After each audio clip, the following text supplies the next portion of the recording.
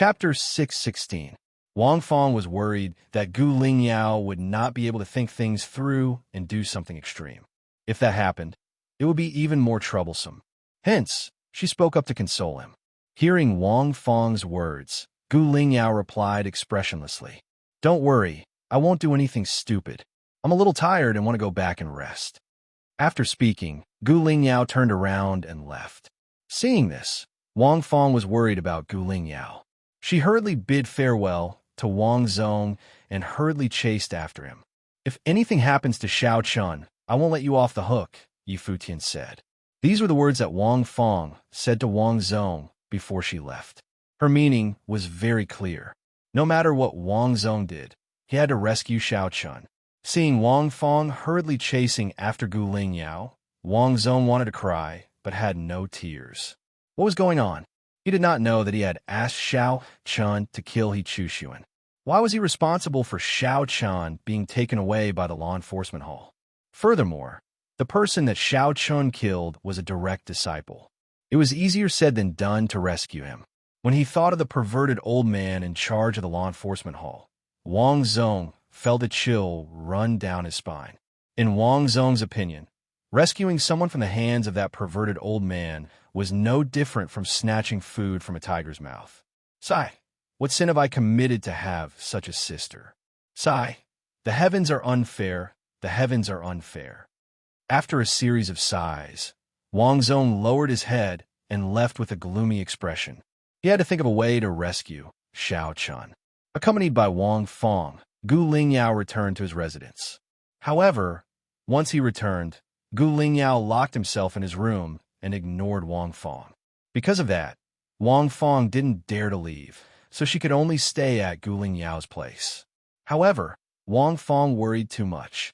Gu Lingyao knew that it wasn't the right time to add fuel to the fire, so he didn't do anything drastic. Instead, he told his father, Gu Qi, about it and hoped that he could come up with a solution. Wang Zong and Gu Lingyao were thinking of ways to help Xiao Chun. At the same time, Xiao Chun followed the 8 deacons to the Tianfeng Shenzong Law Enforcement Hall. Unlike other places in Tianfeng Shenzong, there was no one around except for the people who belonged to the law enforcement hall. It seemed a little cold and desolate. However, this was also very normal. After all, what kind of place was the law enforcement hall? Who would run here all day long? It could be said that the law enforcement hall was the most deserted place in Tianfeng Shenzong. Under the guidance of several deacons, Xiao Chun walked all the way to the law enforcement hall. The layout of the law enforcement hall was very simple. It was a small courtyard, and the walls and door were painted with black paint. There were only 2 colors in the law enforcement hall. One was black, and the other was red. At the same time, he didn't know if it was because this place had been deserted for many years, but when he walked into the law enforcement hall, a chilly wind blew against his face, giving him a chilling feeling. Cold, grim, and solemn. This was the feeling that the law enforcement hall gave Xiao Chun. After passing through the front yard, Xiao Chun quickly arrived at the law enforcement hall's main hall. At the end of the hall, there was a wooden armchair. On the wall behind it, there were the words Justice, Strict, and Ming. However, these words were written in red paint and looked a little scary. When Xiao Chun arrived at the center of the hall, the 8 deacons who were responsible for escorting Xiao Chun consciously separated into 2 sides and stood proudly. At the same time, an old man in a black robe appeared on the empty wooden armchair. The old man's face was thin and full of wrinkles, but his eyes were as sharp as an eagle's. There was no expression on his face, as if he was a dead man. Facing this old man, Xiao Chun's first feeling was coldness. This old man was too cold. Whether it was his appearance or his aura, it gave people the feeling that they had fallen into an ice cellar. The old man's name was Yin Xing, and he was the head elder of the law enforcement hall. He was in charge of all punishments in Tianfeng Shenzong. It was no exaggeration to say that Yin Xing was the demon in the hearts of all Tianfeng Shenzong disciples. If one were to ask who they were most afraid of in Tianfeng Shenzong, Yin Xing would definitely be the number 1.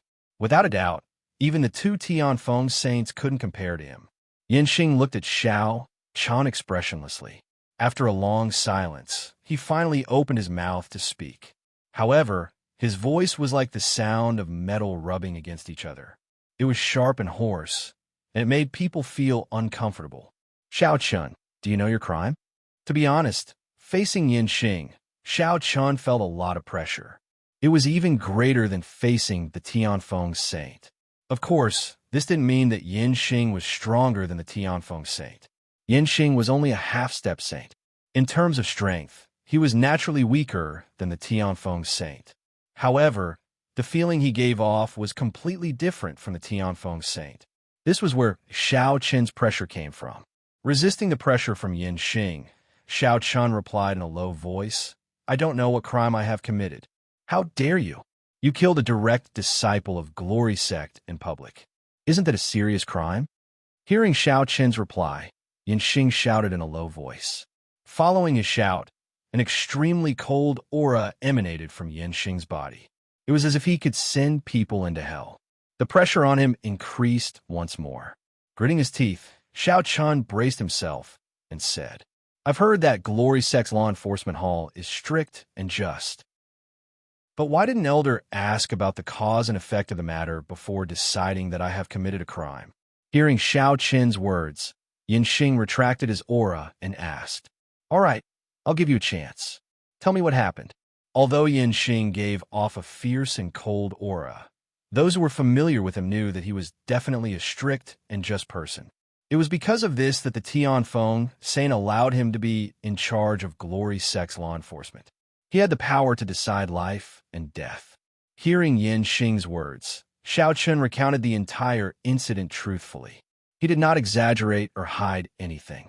After hearing Xiao Chun's story, Yin Xing's expression softened. At least when he looked at Xiao Chun, he no longer had that cold look from before. Originally, Xiao Chun killing He Chushuan should have been a death sentence in Yin Xing's eyes. But after hearing Xiao Chun's words, Yin Xing asked himself if He Chushuan deserved to die for doing such a thing. It was understandable, and He Chushuan deserved to die. But no matter what, Xiao Chun had violated the rules of the sect by killing someone. It was impossible for Yin Xing to let him go just like that. Looking at Xiao Chun expressionlessly, Yin Xing was thinking about how to punish Xiao Chun. Originally, Xiao Chun should have been sentenced to death. But now that Xiao Chun was a rare genius, killing him would be a loss to Glory Sect. Just as Yin Xing was thinking about how to punish him, He Feng's figure appeared in the main hall. Looking at Yin Xing, He Feng smiled and said, "Old man Yin, you can't kill Xiao Chun. Tomorrow, I'll release 10 chapters. Consider it as making up for the 6 chapters that I owe. It's not easy to save up chapters, but since I'm out here, I'll have to pay it back. Starting tomorrow at 12 noon. Brothers, please support me. Thank you." Chapter 617. He Feng appeared out of nowhere and said that Xiao Chun couldn't be killed. Hearing this, Yin Xing said expressionlessly, "Great Elder, are you here to plead for Xiao Chun?" In terms of status, He Feng was higher than Yin Xing. After all, He Feng was the Great Elder of Tianfeng Xingzong, the most powerful person under the Tianfeng saint. Normally, the Tianfeng saint wouldn't care about anything. It was He Feng who was in charge of all the affairs of the sect. Facing He Feng, who had a higher status than him and was very familiar with him, Yin Xing didn't give him any face at all. He even changed the way he addressed He Feng. Normally, He Feng would call Yin Xing Old Man Yin, and Yin Xing would call He Feng Old Man He. But now, Yin Xing was calling He Feng Old Man He. It was obvious that Yin Xing wasn't happy about it. Xiao Chun had indeed violated the rules of the sect, which was something that Yin Xing could not deny. Since Xiao Chun had made a mistake, he should be punished. However, it was Yin Xing's way of doing things, and no one could plead for mercy on his behalf. Therefore, Yin Xing said unhappily after hearing He Feng's words. Knowing that Yin Xing was unhappy that he was pleading for Xiao Chun, He Feng didn't mind at all. "I say, old man Yin, I've already asked for mercy. Are you not going to give me any face?" He Feng didn't deny that he was pleading for mercy for Xiao Chun. Instead, he admitted it openly. Hearing this, Yin Xing's eyes flashed with coldness. "Great Elder, this is not a matter of face. If everyone comes to me to ask for face in the future, then my law enforcement hall will no longer exist. Since they have violated the rules of the sect, it will be useless for anyone to plead for leniency. Facing He Feng's pleading, Yanxing didn't buy it. In Tianfeng Shengzong, Yanxing was famous for his stubbornness. No one could change his mind once he decided on something, except for the Tianfeng saint. It was because of his stubbornness and selflessness that the disciples of Tianfeng Shengzong were so afraid of the disciplinary hall that he led. Because once you entered this place, as long as you made a mistake, no matter what your status was, you would be punished. In the past, Wang Zong had also fallen into the hands of a harsh punishment. Back then, Wang Zong was caught stealing wine from Glory Sect and was sent to the law enforcement hall. Many elders came to plead on Wang Zong's behalf, but it was useless. In the end, Wang Zong was locked up in Black Windstream for an entire year. It was also because of that experience that Wang Zong became quite fearful of this old man, Yanxing. It couldn't be helped. This old man was too stubborn. He had only secretly drunk some wine and was actually locked up in the Black Windstream. He Feng bluntly rejected He Feng. Seeing this, He Feng smiled and said, "I say, old man Yin, you're already so old. Why are you still so stubborn? How about this? I have 2 jars of good wine, your favorite fire cloud wine. I'll give them to you, how about it?" Since he couldn't save face, He Feng started to bribe him. Everyone who knew Yanxing well knew that this stubborn old man loved to drink, especially good wine. It wouldn't be an exaggeration to say that he loved wine as much as his life. If it were any other time, Yanxing would definitely be overjoyed if He Feng gave 2 jars of fire cloud wine to him. But now, Yanxing didn't hesitate at all in the face of He Feng's temptations. "He Feng, who do you think I am? Say no more." Xiao Chun violated the rules of the sect. Although there was a reason for it, it was still a fact that he killed He Chuxuan. He can escape death, but he can't escape punishment. As punishment, Xiao Chun will be locked up in Black Windstream for 100 years. It was obvious that Yanxing was really angry. After calling out He Feng's name and scolding him, he immediately announced Xiao Chun's punishment. Although being locked up in Black Windstream for 100 years saved his life, it was undeniable that Xiao Chun was basically crippled. Thinking about it, 100 years of emptiness was unbearable for any young cultivator. After 100 years, when Xiao Chun regained his freedom, those of the same generation as him would have already surpassed him. Moreover, 100 years of emptiness was enough to deplete most of Xiao Chun's talent, turning him into a cripple. Seeing that Yanxing directly announced Xiao Chun's punishment, He Feng didn't change his expression at all. He wasn't nervous, and he still had a smile on his face. "I say, old man Yin, aren't you too cruel? 100 years in Black Windstream? Are you trying to completely end Xiao Chun's life?" Hearing He Feng's words, Yanxing said coldly, "Humph, he killed someone. I'm already being merciful by sparing his life.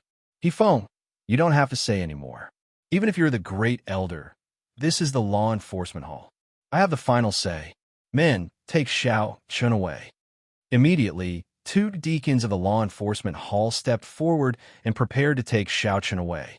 Seeing this, He Feng suddenly shouted, "Wait!" Now that things had gotten to this point, He Feng still wanted to stop them. This completely infuriated Yanxing. He slammed the remaining armchair and stood up. The armchair shattered, and a terrifying cold aura emanated from his body. He glared at He Feng angrily. "He Feng, I'll say it again. This is the law enforcement hall. If you still want to stop me, don't blame me for being merciless." Yanxing was truly enraged, but He Feng still had a smile on his face. Xiao Chun, who was standing at the side, found it strange as well. In fact, Xiao Chun had been thinking about how to deal with the situation ever since Yanxing announced his punishment. After all, Xiao Chun could not afford to waste 100 years. He Feng said with a smile, not changing his expression because of Yanxing's anger. "What, old man Yin, do you still want to fight with me? Come at me. Do you think I'm afraid of you? No matter who begged for mercy today, Yanxing, won't listen," Yanxing said. Yanxing was really stubborn and didn't know how to be flexible. To him, wrong was wrong, and right was right. Hearing Yin Xing's words, the smile on He Feng's face became even brighter. He then took out a golden token from his storage ring and said to Yin Xing with a faint smile, "What if the Lord Sacred Master comes? Don't tell me you won't listen." The Lord Sacred Master is different, but why would the Lord Sacred Master? If the Tianfeng Saint came to plead for mercy, it would be different, but why would the Tianfeng Saint come? Just as he was speaking, Yin Xing saw the token in He Feng's hand. His expression changed, and his voice came to an abrupt halt. The Heavenly Wind Holy Insignia was the identity insignia of the Heavenly Wind Saint. Seeing the insignia was equivalent to seeing the Heavenly Wind Saint himself. Yin Xing was stunned. Seeing this, He Feng laughed evilly, as if his evil plan had worked. He then looked serious and raised the Heavenly Wind Holy Insignia high up in the air. "Elder of the Law Enforcement Hall, Yin Xing, listen to my orders." Following He Feng's words, Yin Xing put his hands together and bowed respectfully. Yin Xing is here to listen to the Lord Sacred Master's orders. First update, brothers, please support me. Please collect me. Please vote me. Please recommend me. End of chapter. Chapter 618. Yin Xing was really a stubborn old man. He had an angry look on his face just now, but after seeing the Heavenly Wind Sacred Badge, he immediately bowed respectfully. Looking at the respectful Yin Xing, He Feng's eyes flashed with pride, but he still said loudly, "Lord Saint's order is that He Chushuan is a despicable and narrow-minded person. He should not be a direct disciple of Glory Sect." Today, even though Xiao Chun killed He Chushuan, he was not punished. Instead, he is now the 10th direct disciple of Glory Sect and will be given the Heavenly Wind Robe. He Feng shouted out Saint Tianfeng's command. Hearing this, Yin Xing respectfully replied. Seeing this, He Feng slowly put away the Heavenly Wind Saint decree. However, at that moment, Yin Xing suddenly threw a punch at He Feng. Facing Yin Xing's sudden attack, He Feng dodged to the side and shouted angrily, "Old man Yin, are you crazy?" He Feng did not expect Yin Xing to attack suddenly. Of course, he did not use his full strength, not even his spiritual energy. Facing He Feng's angry shout, Yin Xing pursed his lips and said, "I'm crazy? Old man don't you know what you did?" "Me? What'd I do?" He Feng said. Don't give me that. You clearly have the Lord Saint's sacred badge, and you even pretended to plead for Xiao Chun. Are you making fun of me?" Yin Xing said. The moment He Feng took out the Heavenly Wind sacred badge, Yin Xing knew that he had been tricked. He Feng was here under the Lord Saint's orders, but he did not show the badge. Damn it! Hearing this, He Feng laughed awkwardly. "Ha! Old man Yin, I was just joking with you. Ha ha, don't mind it, don't mind it. Give me your 2 jars of fire cloud wine, and I won't mind it. Otherwise, I'm not done with this," Yin Xing said coldly. Fire cloud wine. Hearing this, He Feng's expression changed slightly, and he cursed in his heart. "Old bastard, I knew you would want my 2 jars of fire cloud wine." The fire cloud wine was the best wine in the Sky Wind Palace, and it was produced in very small quantities. It was not something that could be bought with money. He Feng felt a little heartache, but after hesitating for a moment, he still chose to compromise. He took out 2 perfectly sealed jars of wine from his storage ring and handed them to Yin Xingdao. Here you go, old drunkard." Seeing the 2 jars of fire cloud wine flying toward him, Yin Xing's eyes flashed with joy. It was as if he had seen a peerless beauty and was afraid that someone would snatch it from him. He grabbed the 2 jars of wine and put them into his storage ring at lightning speed. Xiao Chen secretly heaved a sigh of relief when he saw the 2 old men laughing and fooling around. It seemed like everything would be fine. However, he didn't expect that the Tianfeng Saint would appear in the end. But this was also good. If the Tianfeng Saint didn't appear, it would be troublesome for Xiao Chun if the Tianfeng Saint didn't appear. Just now, although He Feng was teasing him, if it was not for the Sky Wind Saint token, Yin Xing would not have compromised. With the Tianfeng Saint's verbal instruction, Xiao Chun was naturally fine. Not only was he fine, but he had also profited from his misfortune and become one of the top 10 personal disciples of the Tianfeng holy sect. It was like a carp leaping into the dragon. Who would have thought that things would end up like this? Seeing this, the 8 deacons in the hall looked at each other with a hint of relief in their eyes. Fortunately, they did not disrespect Xiao Chun and did not torture him. This way, Xiao Chun would not hold a grudge against them. The matter seemed to have ended perfectly. After the 2 old men quarreled with each other for a while, it finally ended with Yan Xing treating them to a drink. Then, the 2 old men's eyes fell on Xiao Chun at the same time. Yan Xing spoke first. Since the Lord has given the order, Xiao Chun, you may leave the law enforcement hall. However, if you dare to violate the sect rules in the future, I will not forgive you. Yan Xing indicated that Xiao Chun could leave, but He Feng stopped Xiao Chun in time. Wait. He asked Xiao Chun to wait. Hearing this, Xiao Chun looked at He Feng, waiting for him to continue. Facing Xiao Chun's gaze, He Feng purposely put on a stern face and walked slowly in front of Xiao Chun, seemingly angry. Little guy, what I said to you just now? You really didn't listen to a single word. He Feng scolded Xiao Chun. Hearing this, Xiao Chun suddenly remembered that He Feng had specifically reminded him before they left the lava river. Xiao Chun, remember one thing. The sect rules are not to be violated, and you are not to kill in public within the sect. Do you understand? However, Xiao Chun had completely forgotten about it. Facing such a situation, Xiao Chun was not in the mood to care about the sect rules. He smiled embarrassedly. After all, He Feng had already reminded him, but he did not take it seriously. It was indeed wrong of him to ignore it. Seeing Xiao Chun's embarrassed smile, He Feng snorted coldly. You still have the cheek to smile. Although the Lord has forgiven you this time, do you think that's the end? I have a mission for you. Let's make it clear that you cannot reject it. Consider it atonement. How about it? You have no objections. Xiao Chun did not know that He Feng had a mission for him. Other than being the great elder of Tianfeng Xingzong, He Feng was also in charge of the Hall of Missions in Glory Sect. He was in charge of all the missions and rewards in Tianfeng Xingzong. Forcefully giving Xiao Chun a mission, Xiao Chun did not reject it. After all, He Feng had treated him well and had even helped him a lot this time. Since He Feng had a mission for him, Xiao Chun had no reason to reject it. He passed a memory stone to Xiao Chun. It contained all the information about the mission.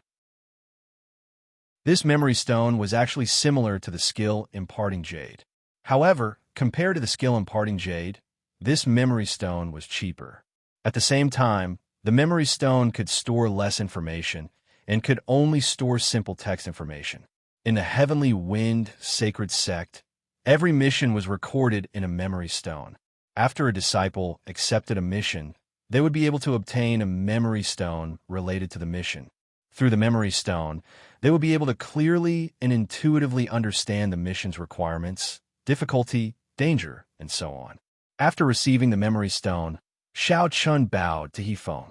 Seeing this, He Feng said in an annoyed tone, "Remember, this mission only requires you to succeed, not fail. Also, give me your identity token."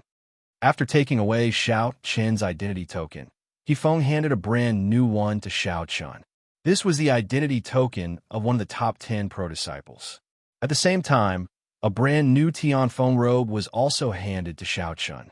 Second update, please bookmark, please recommend. End of chapter. Chapter 619. He Feng waved his hand and said after handing over the new identity token and the Heavenly Wind long robe to Xiao Chun, "Go. The news of you being promoted to a direct disciple will be announced to the entire sect soon. But remember, you must complete the mission I gave you perfectly. Otherwise, you'll be in for a treat. Make the arrangements quickly and leave."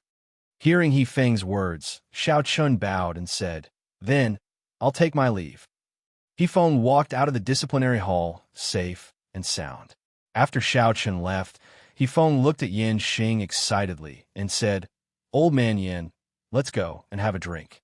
"Old man, I worked so hard to get these 2 jars of Fire Cloud wine. Don't think you're keeping them for yourself." Yan Xing did not reject He Feng's eagerness to drink, but he still said with a serious face, "Let's make things clear first. You can only drink 1 jar at most. The other jar is mine. Okay, okay, okay. Just one jar, okay?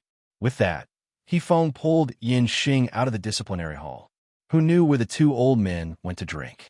The matter was resolved so easily. But on the way back, Xiao Chan suddenly realized that the Tianfeng saint might have been paying attention to this matter from the start.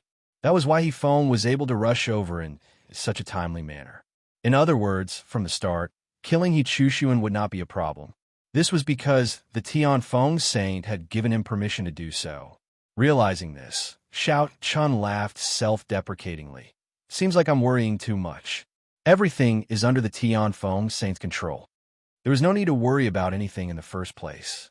Just as Xiao Chen was thinking about that, a bell suddenly rang from the top of Tianfeng Sacred Mountain. The sound of the bell rang through every corner of the Tianfeng Saint Mountain. Hearing this sound, all the disciples and deacons of the Glory sect turned their attention to the peak of the mountain. All the disciples knew that the sound of the bell meant that something big was about to happen in the Glory sect. It could be a good thing, or it could be a bad thing. The sound of the bell reverberated through Tianfeng Sacred Mountain. After a long while, it gradually dissipated. At the same time, a golden screen of light appeared at the peak of Tianfeng Sacred Mountain. The screen of light emitted a faint golden light. The golden light screen seemed to connect the peak of the mountain to the sky. Slowly, a line of words appeared on the screen. First core disciple, Xiao Chun, is promoted to the 10th direct disciple. It was a simple sentence, but it was enough to send chills down the spines of all the disciples of Glory sect. Someone had been promoted to a disciple. Disciple. At the same time, Gu Lingyao, who was still locked in her room. Lingyao, look, quick. Lingyao, look. Looking at the direction Wang Fong was pointing at, Gu Lingyao covered her mouth in shock. She couldn't believe it. Wasn't Xiao Chan brought to the disciplinary hall? How did he become a direct disciple all of a sudden? And the 10th direct disciple. Didn't that mean that Xiao Chan had replaced He Chushuan's position? She couldn't believe the light screen hanging in the sky. Wang Fong said slowly, Xiao Chun has been promoted to the 10th direct disciple. Doesn't that mean he's fine now? Think about it. If the disciplinary hall wanted to punish Xiao Chun, why would they let him be the 10th direct disciple? Although she didn't know why, Wang Fong guessed that Xiao Chun should be fine now. Hearing this, Gu Lingyao was overjoyed. Her eyes reddened and she cried tears of joy. She was happy for Xiao Chun, not only because Xiao Chun had been promoted to the 10th direct disciple, but also because Xiao Chun was able to get out of danger. The two women were very excited. On the other side, in the area of the 10 direct disciples, Yuqing, Lin Su, Wang Zong, and the other direct disciples in Tianfeng Xingzong were all looking up at the light screen on the mountain peak. They were all shocked. This guy actually replaced He Chushuan's position. Yuqing said softly to himself, replaced He Chushuan? That's good.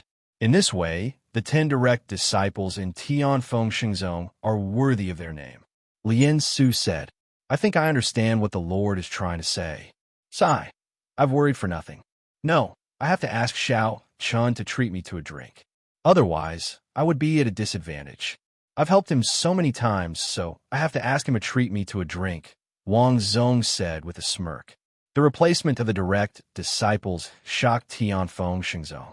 Every replacement of the direct disciples could be said to be a major event in Tianfeng Xingzong. After all, the 10 direct disciples not only represented the 10 strongest people of Tianfeng Xingzong's younger generation, but also represented the face and future of Tianfeng Xingzong.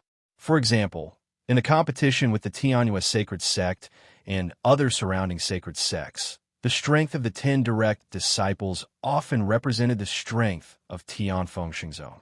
After recovering from their initial shock, all of the disciples quickly realized a problem. The Iron Sword sect was likely going to suffer calamity. Xiao Chen replaced He Chushuan's position and became the 10th direct disciple. In this way, the Iron Sword sect would have one less direct disciple, while the Tianqi sect would have one more direct disciple. Secondly, there was a rumor that Yi Tong wasn't in Glory sect right now. Without Yi Tung holding the fort, what could Iron Sword Sect use to fight against Tianqi Sect? Judging from the Iron Sword Sect's actions, the Tianqi Sect would definitely not let the matter rest. They would definitely launch a crazy revenge. People of the Iron Sword Sect, wash your butts and wait. A disciple of the Tianqi Sect had already begun to laugh loudly. Not only that, but there were even disciples of the Tianqi Sect who had begun to go out to look for the Iron Sword Sect. In the ordinary disciple area, the disciples of the Tianqi Sect went out in groups of 3 to 5. When they saw the disciples of the Iron Sword Sect, they went up to them and beat them up without saying a word. Who asked you to be arrogant and show off? Beat them up. Beat them up. Without He Chushuan, the disciples of the Iron Sword Sect naturally lost their momentum. They were no match for them at all. For a time, the ordinary disciple area was filled with battles between the disciples of the Tianqi Sect and the Iron Sword Sect. Of course, this time, it was completely reversed. It was the disciples of the Tianqi Sect who beat up the disciples of the Iron Sword Sect. Third update. Please bookmark. Please recommend. End of chapter. Chapter 620. Xiao Qin's promotion to the 10th direct disciple actually caused a series of chain reactions. The most obvious ones were naturally the Tianqi Sect and the Iron Sword Sect. The Iron Sword Sect, which could have been said to be firmly suppressing the Celestial Equal Sect, was now completely stunned. They had never imagined that He Chushuan would be kicked off his pedestal by Xiao Chun in the blink of an eye, ending up dead and his Tao vanishing. Not only was Xiao Chun not punished for openly killing one of the top 10 direct disciples, but he was also like a carp leaping over the Dragon Gate. This kind of result was unacceptable to the disciples of the Iron Sword Sect. The situation had completely reversed. This time, it was the disciples of the Iron Sword Sect who became the target of scorn. Of course, Xiao Chun was unaware of this. At this moment, Xiao Chun was walking all the way from the law enforcement hall. Just as he arrived at Gu Lingyao's residence, he saw the little girl standing at the entrance of the courtyard, looking expectantly at him. Seeing Xiao Chun, Gu Lingyao directly threw herself into his arms and hugged Xiao Chun tightly. Seeing this, Xiao Chun smiled and said, "What's wrong? I've become a direct disciple. Why are you crying? Did someone bully you? Tell me, I'll teach him a lesson for you." Seeing Gu Lingyao's red eyes, Xiao Chun deliberately made fun of her. However, just as his voice fell, a cold laugh sounded. "What if I say it's me? Is senior brother, Xiao Chun, going to teach me a lesson too?" Hearing this, Xiao Chun saw Wang Fong with her arms crossed in front of her chest and a smile on her face. Seeing this, Xiao Chun smiled slightly. How would I dare? Junior sister Wang Fong is someone with a backer. I'm not a match for senior brother Wang Zhou. Xiao Chun knew that Wang Fong was joking, and Wang Fong had helped her a lot, so she wasn't angry at all. She held Gu Lingyao's hand and walked into the small yard. Now that it was over, Xiao Chun was not only fine, but also benefited from the disaster. It was a happy ending. The worry in his heart dissipated, and Gu Lingyao quickly adjusted himself. He kept pestering Xiao Chun to wear the heavenly wind robe for him to see. The heavenly wind robe was a symbol of status and a symbol of a personal disciple. Xiao Chun couldn't stand the little girl's pestering, so he took out the heavenly wind robe from his storage ring and put it on. The pure white robe was very loose and extended all the way to her ankles. Looking at Xiao Chun, who was wearing the heavenly wind robe, Gu Lingyao's eyes were filled with stars. She said with a smile, "So beautiful." All right, isn't it just a heavenly wind robe? My brother has one too. Why don't you take a second look at it?" Wang Fong said unhappily when she saw Gu Lingyao's expression. "That's different. Xiao Chun looks better in the heavenly wind robe than other personal disciples." Gu Lingyao immediately retorted when she heard Wang Fong's words. In fact, the little girl wasn't exaggerating. The heavenly wind robe was a top-grade defensive heavenly weapon. When Xiao Chun wore it, his entire aura was enhanced. Gu Lingyao turned to look at Xiao Chun and said arrogantly, "In the future, you're not allowed to take off the heavenly wind robe. You have to wear it." "Why?" Xiao Chun said helplessly. "Because it looks good." Brother Xiao Chun, wearing the heavenly wind robe, is truly perfect," Gu Lingyao said with a smile. Gu Lingyao wasn't the only one who liked the way Xiao Chun looked in the heavenly wind robe. Wang Fong secretly glanced at Xiao Chun and said softly with a pout, "This guy does look better in the heavenly wind robe than my brother." Wang Fong's face blushed as she said that. Not knowing what Wang Fong was thinking, under Gu Lingyao's insistence, Xiao Chun could only nod his head and agree in the end. Originally, wearing the heavenly wind robe wasn't a big deal. Furthermore, the heavenly wind robe was extremely comfortable to wear. It didn't have much weight, and at the same time, it had a certain defensive effect. It was very good and was indeed a treasure. That night, Xiao Chun stayed at Gu Lingyao's place to celebrate with the two girls. As for the night, he naturally had a good time with Gu Lingyao. The next morning, Xiao Chun woke up and smiled at Gu Lingyao, who was sleeping soundly like a kitten. Then he got up and washed up. However, he didn't forget the task that Feng gave him. Xiao Chun went to the stone bench in the courtyard and sat down. He took out the memory stone and inserted his spiritual energy into it. Instantly, a wave of information was transmitted to Xiao Chun's mind through his spiritual energy. It was as if the information was imprinted in his mind. Without even looking at it, Xiao Chun already knew the requirements of this task. It was a very convenient memory stone. However, after the information was extracted by Xiao Chun, the memory stone became useless and became an ordinary stone. Xiao Chun casually threw the memory stone away and closed his eyes to recall the information about this task in his mind. From the description of the task, this task was a rescue mission and was classified as an Earth task. Tianfeng Xingzong's tasks were divided into 3 levels: Heaven, Earth, and Human. Heaven tasks were the highest, Human tasks were the lowest, and Earth tasks were the middle. According to the description of the task, there was a group of bandits hiding deep in the mountains in the south of Tianfeng Prefecture. They were called the Qingma Gang. This group of bandits was extremely cunning and basically operated deep in the mountains and forests. They overdid things like robbing houses and kidnapping people for ransom. This time, there were more than 10 Tianfeng Shengzong disciples who had accepted a guard mission. However, when they were massacring the south of Tianfeng Prefecture, they were intercepted by the Qingma Gang. Not only did they rob the disciples of their treasures and an extremely important member of the main family of Tianfeng Prefecture, they even detained the disciples of Tianfeng Shengzong. It was unknown whether these people were dead or alive, but the actions of the Qingma Gang had clearly angered Tianfeng Shengzong. Therefore, the task clearly stated that this time, not only did they have to rescue the disciples of Tianfeng Shengzong and the main family member of the main family of Tianfeng Prefecture, they also had to eliminate the Qingma Gang. Surrender was not accepted, and they had to be uprooted. Secondly, for the rescue targets, regardless of whether they were alive or dead, their bodies had to be found. Xiao Chun slowly opened his eyes after he had basically grasped the situation of the mission. A faint smile appeared on his face as he said, "A rescue and annihilation mission in one? But this Qingma Gang is really daring. They even dared to kidnap the disciples of Tianfeng Shengzong. Looks like Glory Sect is determined to eliminate these bandits this time. But how do I find their base?"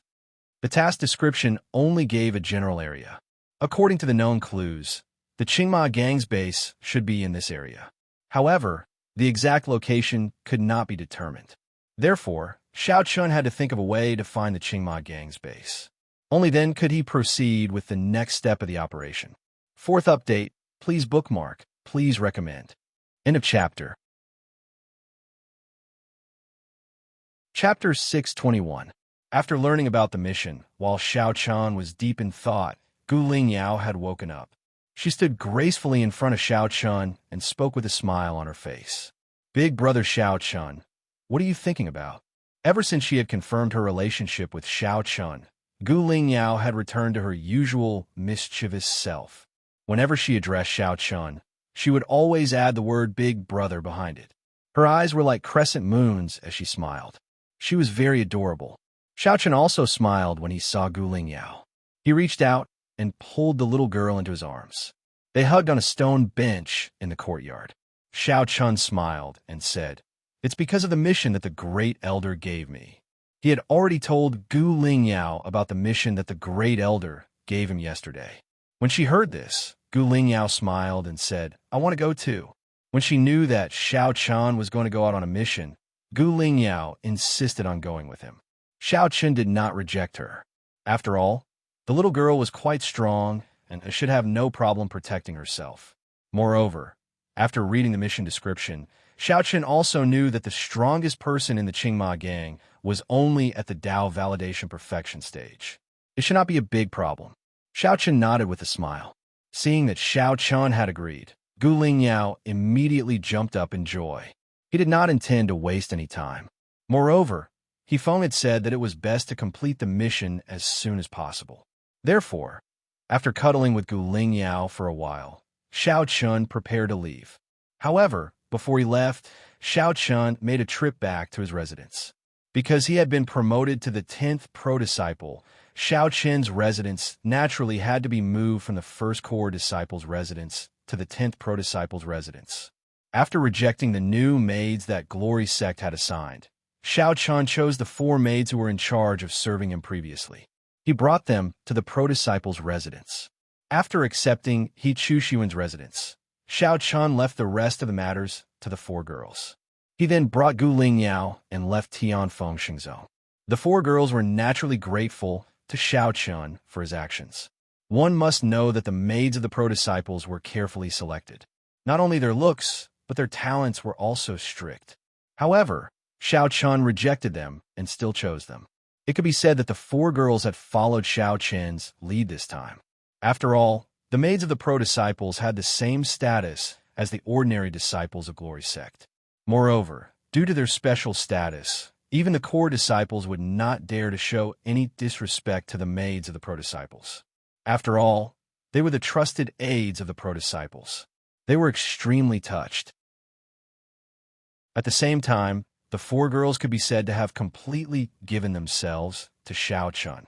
In this lifetime, they would probably never betray Xiao Chen. Unaware of the thoughts of the 4 girls, Xiao Chen and Gu Lingyao had already arrived at Tianfeng Prefecture through the teleportation portal. Perhaps it was because she had been cooped up in Tianfeng Xingzhou for too long, but the moment she came out, Gu Lingyao was like a little bird that had just been released from its cage. She jumped up and down happily and was curious about everything. "Xiao Chen Gij, what is this? It looks delicious." "Xiao Chen Gij, what do you think of this wooden comb?" Along the way, Gu Lingyao was shopping here and there.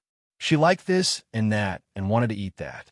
Looking at her, Xiao Chen felt both helpless and happy. Following behind Gu Lingyao leisurely, Xiao Chen's lips curled into a faint smile as he watched this little girl happily picking out her favorite things. He thought to himself, is this the feeling of being with the person you like?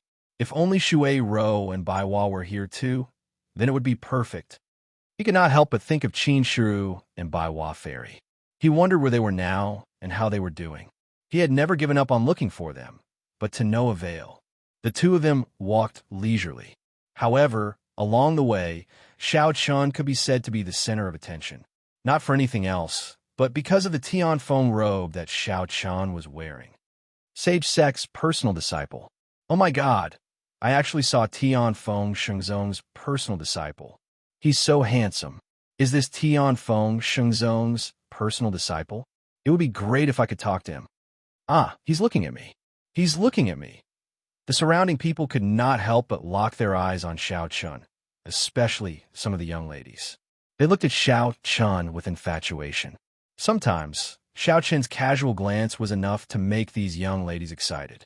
Sensing the way these young ladies looked at Xiao Chen, Gu Lingyao could not care less about strolling around. She pouted and walked to Xiao Chen's side with a jealous look. She unceremoniously held onto Xiao Chen's arm, as if declaring her sovereignty, telling everyone that Xiao Chen was hers. Almost being pulled away by this little girl, Gu Lingyao, Xiao Chen looked at her pouting and said with a smile, "What's wrong, little girl? Are you jealous?" Hearing Xiao Chen's words, Gu Lingyao stubbornly raised her head and said with a look of dissatisfaction, "Who's jealous? I'm not jealous." Completely amused by Gu Lingyao's look, Xiao Chen gently patted Gu Lingyao's head and said with a smile, How about I take off my Tianfeng robe? No. Hearing this, Gu Lingyao rejected without hesitation. Why? No reason. Anyway, no way. You promised me, so you can't go back on your word. Wearing the Tianfeng robe, Xiao Chun would naturally be the center of attention wherever he went. However, Gu Lingyao did not want to let Xiao Chun take it off. She liked to see how Xiao Chun looked in the robe. Moreover, those young ladies were looking at Xiao Chun with infatuation, which made Gu Lingyao feel jealous, but also a little proud and secretly jealous. Who said that only men wanted their women to be devastatingly beautiful. Women also wanted their men to be heroes in the limelight. Under the envious and jealous gazes of those young ladies, holding Xiao Chen's arm, Gu Lingyao thought to herself, it felt really good. She would rather die than let Xiao Chun take off his Tianfeng robe. In this regard, Xiao Chun could only nod helplessly and agree. After strolling around Tianfeng Prefecture for more than 2 hours, the two of them finally arrived at a transmission formation in the southern part of Tianfeng Prefecture, called Southern Border City. The whole Tianfeng Prefecture was divided into 2 parts, the north and the south. Southern Border City was the main city in the south, which was directly under the jurisdiction of Tianfeng Shenzong. Of course, there were many sects and empires in the south, but these sects and empires all submitted to Tianfeng Shenzong. Let's go. We've already wasted a lot of time. We have to finish this task quickly. Otherwise, I'm afraid the Great Elder will swallow me alive. Xiao Chun patted the back of Gu Lingyao's head and said with a smile. After strolling around Tianfeng Prefecture for more than 2 hours with the little girl, it was time to go to the south. 5th update, please bookmark, please recommend. End of chapter. Chapter 622. He led Gu Lingyao to the transmission formation. Seeing Xiao Chun coming, several disciples of Tianfeng Shenzong who were in charge of guarding the transmission formation hurried over and saluted him respectfully. Greetings, senior brother. These disciples didn't know Xiao Chen's name, but the fact that he was wearing a Tianfeng robe indicated that Xiao Chun was a direct disciple. There was no doubt that someone would use the identity of a direct disciple, because it was a capital offense. They saluted Xiao Chun respectfully. Seeing this, Xiao Chun smiled and said, "We're going to Southern Border City." "Thank you." "You're welcome, senior brother. Please wait a moment while we activate the transmission formation," one of the disciples replied respectfully. Soon, the transmission formation to Southern Border City was activated for Xiao Chun. As a beam of light shot up into the sky, Xiao Chun and Gu Lingyao disappeared into the transmission formation. In the blink of an eye, Xiao Chun and Gu Lingyao had arrived at Southern Border City from Tianfeng Prefecture City. When they walked out of the transmission formation, there were already disciples of Tianfeng Shenzong waiting for them. They were also very respectful. They personally led Xiao Chun and Gu Lingyao to the carriage and headed for the governor's mansion of Southern Border City. As a city directly under Tianfeng Shenzong, the governor's mansion naturally belonged to Tianfeng Shenzong. Meanwhile, the people in charge of Southern Border City were also disciples of Tianfeng Shenzong. Within Tianfeng Shenzong, ordinary disciples would rotate to guard different places every year. Usually, they would guard several cities directly under Tianfeng Shenzong. As the largest city in the south of Tianfeng Prefecture City, Southern Border City was also very prosperous. However, it was not as prosperous as Tianfeng Prefecture City. In terms of prosperity and size, it was not as prosperous as Tianfeng Shenzong. They went all the way to the governor's mansion of Southern Border City. There, Xiao Chun met the governor, who was also an elder of Tianfeng Shenzong. He guarded Southern Border City all year round and was a half-saint. In the hall of the governor's mansion, Xiao Chun and Gu Lingyao bowed to the governor and said, "Disciple Xiao Chun greets Elder Nangong." The elder was middle-aged and looked gentle and cultured. His name was Nangong Yi. Facing Xiao Chun and Gu Lingyao's bow, Nangong Yi personally helped Xiao Chun up and said with a smile, "Xiao Chun's too polite." "Xiao Chun, you're too polite. I've heard a thing or two about you. Not bad. You're indeed a young hero. With you, the 10 direct disciples of the sage sect are finally gathered. His attitude toward Xiao Chun was very friendly. This was normal. After all, although Nangong he was an elder of sage sect, he was an expatriate elder. In terms of status, he was not much different from a pro-disciple like Xiao Chun. It could even be said that sage sect valued Xiao Chun more than Nangong yi. Therefore, when facing a direct disciple, an external elder like Nangong, you would also treat him as an equal and would not put on any airs. He personally invited Xiao Chun and Gu Lingyao to take a seat, then ordered someone to serve tea. After some simple pleasantries, Xiao Chun went straight to the point. He looked at Nangong yi and asked, "May I ask, Elder Nangong, the Nangong yin captured by the Qingma gang this time is from family Nangong, right?" Xiao Chun already knew the answer. In the records of this mission, the identity of the Nangong yin was clearly stated. She was indeed from family Nangong. She was also the daughter of the current head of family Nangong, Nangong Feihong, who was also the elder brother of Nangong yi. Family Nangong was one of the top 2 families in Tianfeng Prefecture, the #1 family in the south. Therefore, Nangong yin's status was very high. Of course, if that was not the case, Hefeng would not have sent Xiao Chun to carry out this mission. Thinking about it, if it was not a Nangong yin who was kidnapped, a few core disciples or a deacon of sage sect would have been sent. But Hefeng sent Xiao Chun. To put it bluntly, this was a signal to family Nangong that sage sect valued the Nangong yin. That was why they did not hesitate to send a pro-disciple to carry out this mission. One must know that the status of a pro-disciple was much higher than that of a deacon of sage sect. In some ways, even an elder of sage sect could not compare to a pro-disciple. Obviously, both family Nangong and Nangong yi were very satisfied with this signal from sage sect. The fact that a pro-disciple came personally was enough to prove that sage sect valued this mission. Facing Xiao Chun's question, Nangong yi nodded and replied, "Yin is indeed a member of family Nangong, and is also my niece. To be honest, my elder brother is very worried about her being kidnapped by the Qingma gang. But it's a pity that the Qingma gang is very cunning. They have been hiding at the border between Tianfeng Prefecture and Tianyue Prefecture. As soon as there is a disturbance, the Qingma gang will run into Tianyue Prefecture's territory. Our family Nangong has been having a headache over this.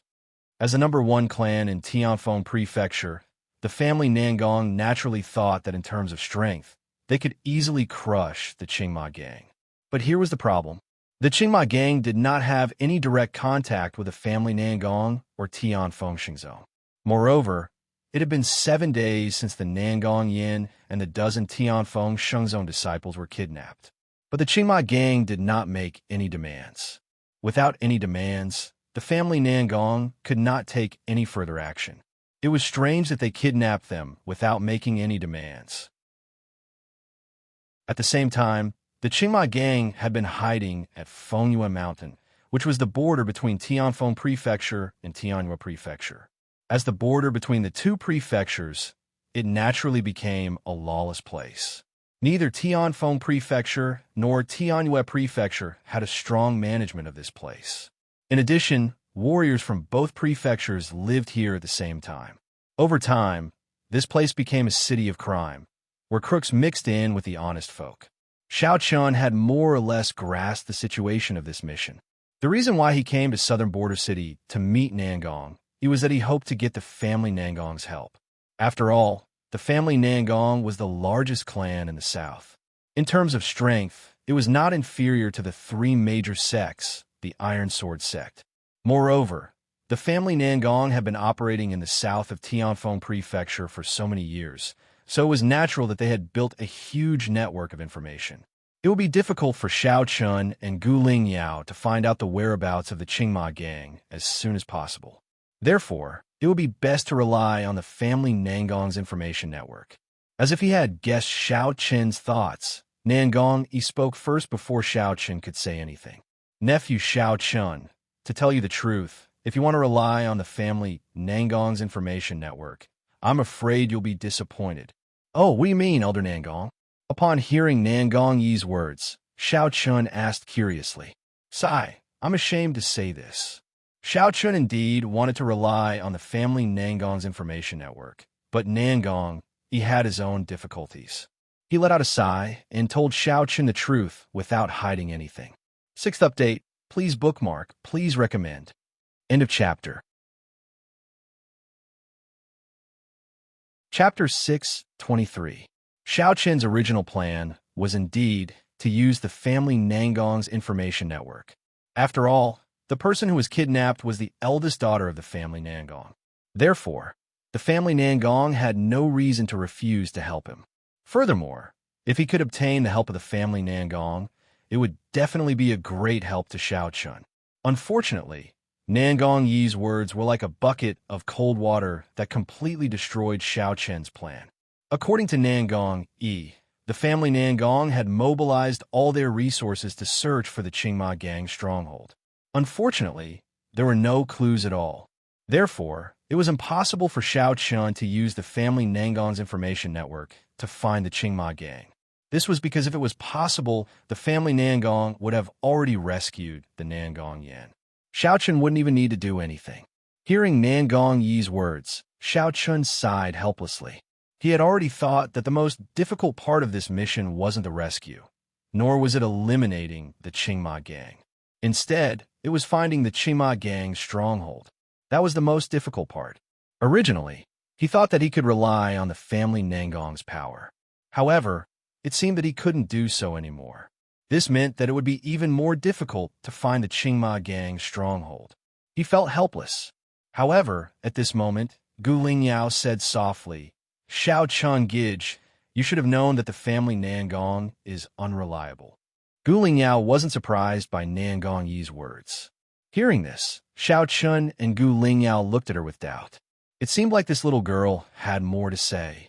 As expected, under their gazes, Gu Lingyao continued. Since the Qingma gang kidnapped the eldest daughter of the family Nangong, they will naturally be on guard against the family Nangong. Therefore, it is impossible to rely on the family Nangong's information network to find the Qingma gang. However, if we use other methods or borrow the power of others to find the Qingma gang, it might be effective. After hearing Gu Lingyao's words, Xiao Chun and Nangong Yi came to their senses at the same time. Nangong Yi slapped his thigh and said happily, "Yes, why didn't I think of that?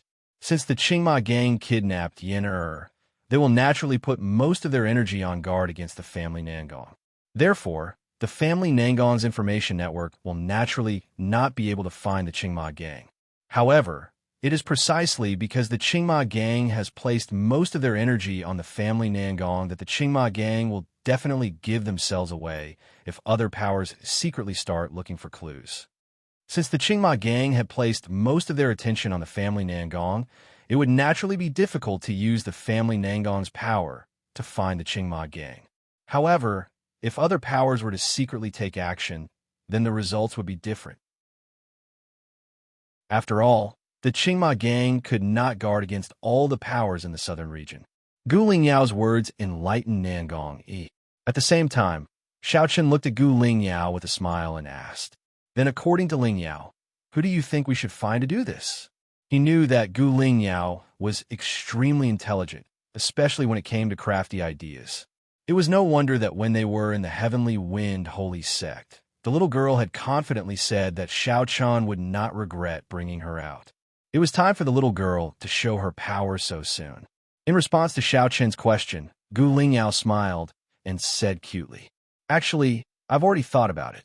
Isn't there a power in the southern region called Worry-Free Restaurant? Let's go find them." Worry-Free Restaurant. Nangong Yi frowned when he heard Gu Lingyao's words.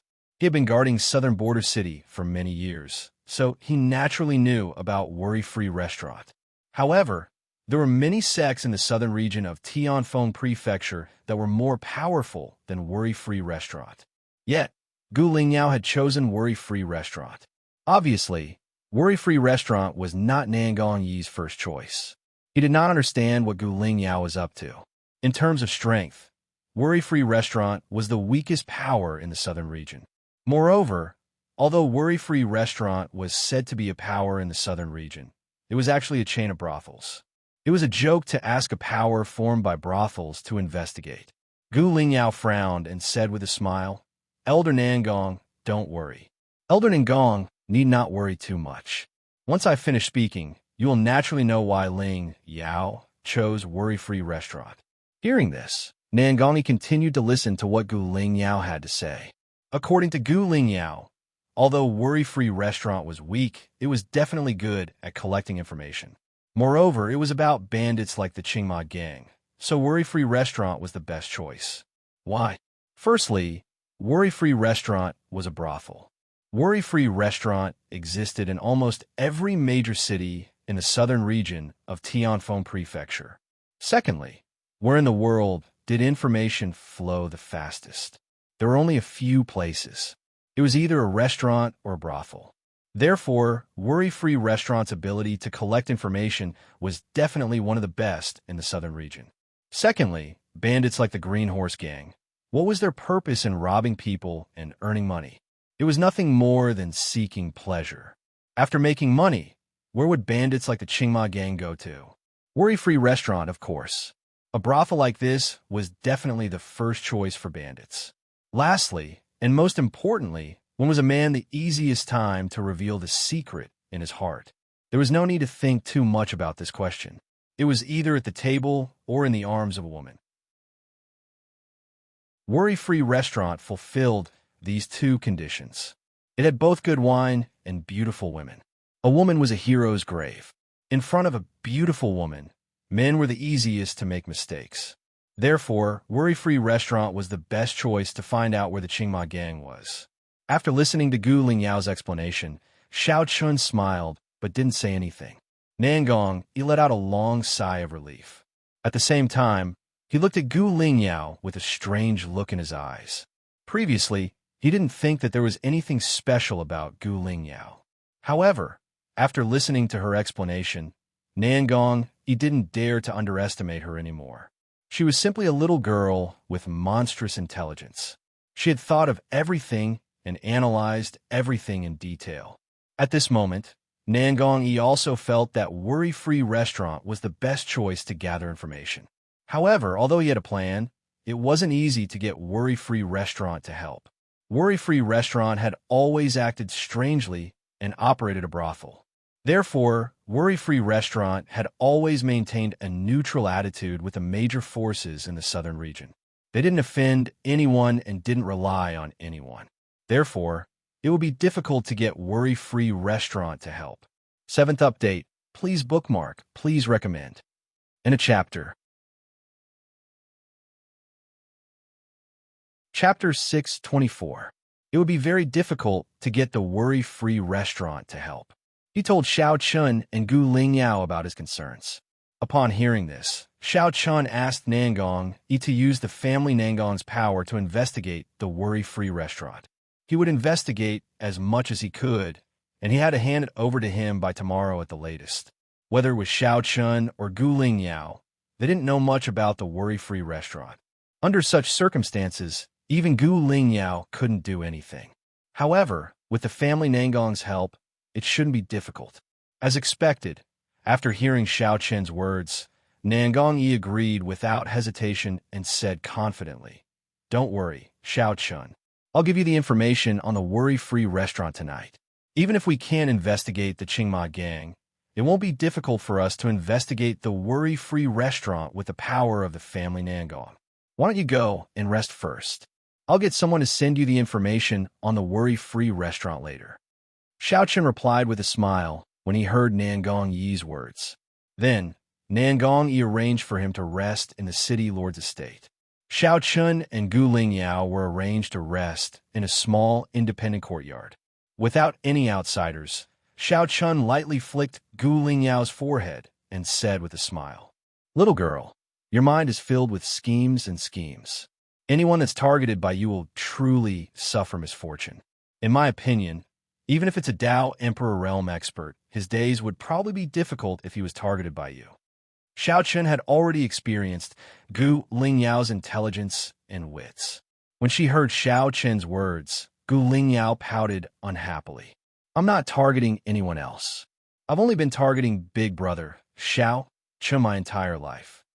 Haha, if that's the case, doesn't that mean I'm doomed for the rest of my life? Xiao Chun laughed heartily. That's true. If Big Brother Xiao Chun dares to let me down in the future, I will definitely kill you with my own hands. Gu Lingyao made a peace sign and pretended to be fierce as she spoke. Xiao Chun pulled the little girl into his arms and kissed her fiercely. He smiled and said, "Don't worry. Our Miss Lingyao is so beautiful. How could I let go?"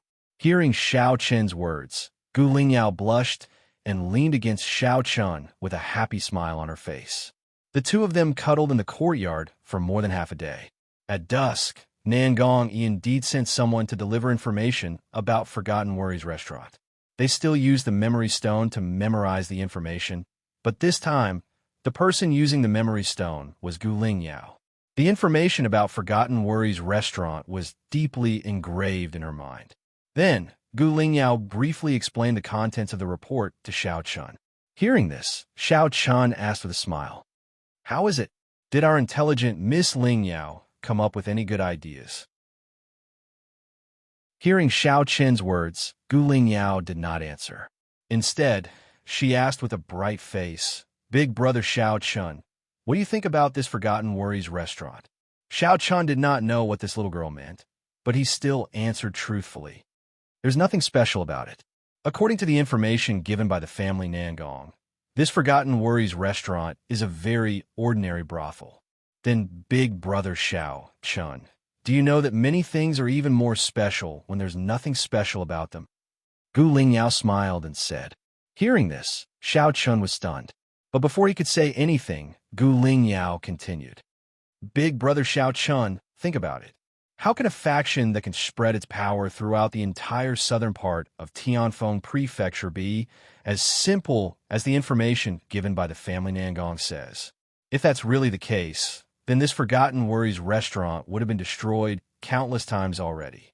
You have to know that this brothel is a money-making machine. With such a big piece of cake, don't you think other factions would be jealous? But Forgotten Worries restaurant has been able to defend itself perfectly until now.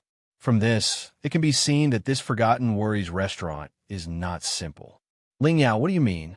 Hearing this, Xiao Chen also reacted and asked with a thoughtful expression.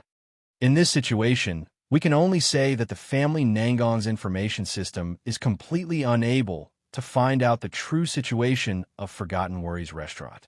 The information they have is probably only what Forgotten Worries restaurant is willing to give. In other words, in terms of information system, the number one family in the southern part of the country is inferior to Forgotten Worries restaurant," Gu Lingyao said with a smile. As one of the two major families in Tianfeng Prefecture, the number one family in the southern part of the country, family Nangong, was actually inferior to Forgotten Worries restaurant in terms of information system. This was simply too shocking. Gu Lingyao was not disappointed in the slightest. Instead, she smiled excitedly. "But this is also good. The stronger Forgotten Worries restaurant's information system is, the better it is for Xiao Chun. This is because it will be easier to find the whereabouts of the Qingma gang, complete the mission as soon as possible, and rescue the disciples of Tianfeng Xingzong, as well as the Nangong Yan's eldest daughter." Hearing Gu Lingyao's words, Xiao Chen nodded slightly. Indeed, the stronger Forgotten Worries restaurant was, the more help it would be to him. However, the problem now was, how could he convince Forgotten Worries restaurant to help him? If he could not convince Forgotten Worries restaurant, then everything was just empty talk. After some discussion, Xiao Chun and Gu Lingyao finally decided to start with Forgotten Worries restaurant in southern Border City. According to family Nangong's information, Forgotten Worries restaurant in southern Border City was the largest forgotten restaurant in the southern part of the country. It was very likely to be the headquarters of Forgotten Worries restaurant. Since it was the largest forgotten restaurant in southern Border City, there must be experts in charge of it. It was even possible that the owner of Forgotten Worries restaurant would be there. If they could meet the owner of Forgotten Worries restaurant, then things would be easier. After all, there would be room for negotiation. Without further ado, after some preparations, Xiao Chun and Gu Lingyao immediately left the governor's mansion and rushed to Forgotten Worries restaurant. Of course, they did not bring Nangong Yi with them. Xiaochen also took off his Tianfeng robe. After all, his identity as Tianfeng Shengzong's personal disciple was too conspicuous and unsuitable for the next operation. Even Gu Lingyao disguised herself as a man and put on a man's robe. Indeed, Gu Lingyao, disguised as a man, did look very much like a fair-skinned young man. With her fair and delicate skin and her big, watery eyes, she did indeed look like a typical rich young master. The two walked together. Xiaochen was handsome, but Gu Lingyao, disguised as a man, did not appear inferior to Xiaochen at all. She was also very attractive. At least, on the way from the governor's mansion, Xiaochen had already noticed that many girls were infatuated with Gu Lingyao. If you were a man, I'm afraid that girls would like you more than me, Xiaochen whispered to Gu Lingyao with a gentle smile. Hearing this, Gu Lingyao also smiled and replied, "But I don't want to be a man. If I were a man, I wouldn't be able to stay by brother Xiaochen's side all the time." 8th update. Please bookmark, please recommend. In a chapter. Chapter 6:25. While they were talking, they had already arrived outside the worry-free restaurant. It was worthy of being called the largest brothel in the south of the Sky Wind Prefecture. Just by standing at the entrance, one could feel the charm of the worry-free restaurant. It was a simple courtyard door, but there were exquisite red lanterns hanging on both sides. Wisps of soft pink light were constantly emitted from the lanterns, making the courtyard door look extremely ambiguous. At the entrance, one after another, important figures with extraordinary statuses walked into the courtyard. At the same time, one could vaguely see a few scantily clad maids walking back and forth in the courtyard. Furthermore, one could vaguely hear the sound of the spring rain, which was like a hanging beam circling around a pillar, lingering in one's ears. Just by standing at the entrance, the temptation of Wang Yu Restaurant was enough to make any man lose control. It really lived up to its reputation. Wang Yu Restaurant, Wang Yu Restaurant. It was indeed a place that could make people forget their worries. Gu Lingyao could not help blushing when she saw the scene in front of her and the ambiguous smell in the air. Sensing Gu Lingyao's change, Xiaochen asked, "What's wrong? Is there a problem?" Xiaochen knew that the little girl was thin-skinned. Otherwise, she would not have avoided him for so long. Although she was dressed as a man, Gu Lingyao could not help but feel a little shy when faced with such an atmosphere in Wang Yu Restaurant. Faced with Xiaochen's concern, Gu Lingyao gritted her teeth and kept telling herself to stay calm. Then, she took a deep breath and shook her head. "It's okay, brother Xiaochen. Let's go." Originally, Gu Lingyao did not need to come with Xiaochen. After all, it was not suitable for a little girl like her to come to this brothel. However, she insisted on coming. Of course, Xiaochen did not know that Gu Lingyao insisted on following Xiaochen because she was afraid that Xiaochen would not be able to resist the temptation of Wang Yu Restaurant. Therefore, Gu Lingyao kept a close eye on Xiaochen and did not give him any chance, let alone the thieves in Wang Yu Restaurant. If Xiaochen knew that Gu Lingyao insisted on coming because she wanted to keep a close eye on him, Xiaochen would probably fall flat on his face. This little girl had underestimated his willpower. Not to mention Qin Shuru and Fairy of 100 Flowers, Gu Lingyao's appearance was far from what these common women could compare with. The women around Xiaochen were all devastatingly beautiful. Xiaochen believed that his resistance to women was definitely much higher than other men. This was the same principle as one who was marked by the company one kept. If one was surrounded by beautiful women, one's standards would naturally be higher. Of course, this did not mean that the women in Wang Yu Restaurant were not good-looking. On the contrary, the women in Wang Yu Restaurant, even if they were just maids, were extremely beautiful. However, this also depended on who they were compared to. In a crowd, the women in Wang Yu Restaurant were indeed 1 in 10,000 beauties. However, compared to Gu Lingyao, they paled in comparison. If they were 1 in 10,000, then Gu Lingyao was 1 in a million. No, 1 in 10 million. Following closely behind Xiaochen, they walked into the small courtyard of Wang Yu Restaurant. This courtyard's design was very unique. The front courtyard was not big. It could even be said to be very small. However, there were 5 intersections in the front courtyard that led to the back courtyard. In other words, Wang Yu restaurant had a total of 5 back courtyards. Moreover, these 5 back courtyards were the true places to seek pleasure. There were artificial mountains, lakes, pavilions hung with light gauze, and rooms with 2 lights. These were the true places of happiness in Wang Yu restaurant. Just as they entered the front courtyard, a scantily dressed maid quickly came up to them. Looking at the handsome faces of Xiao Chun and Gu Lingyao, this maid blushed slightly and said shyly, like a girl next door, "Young masters, do you have a lady that you like?" Under normal circumstances, people who came to Wang Yu restaurant naturally had a lady that they liked. However, this was Xiao Chen's first time here, so naturally, he did not have one.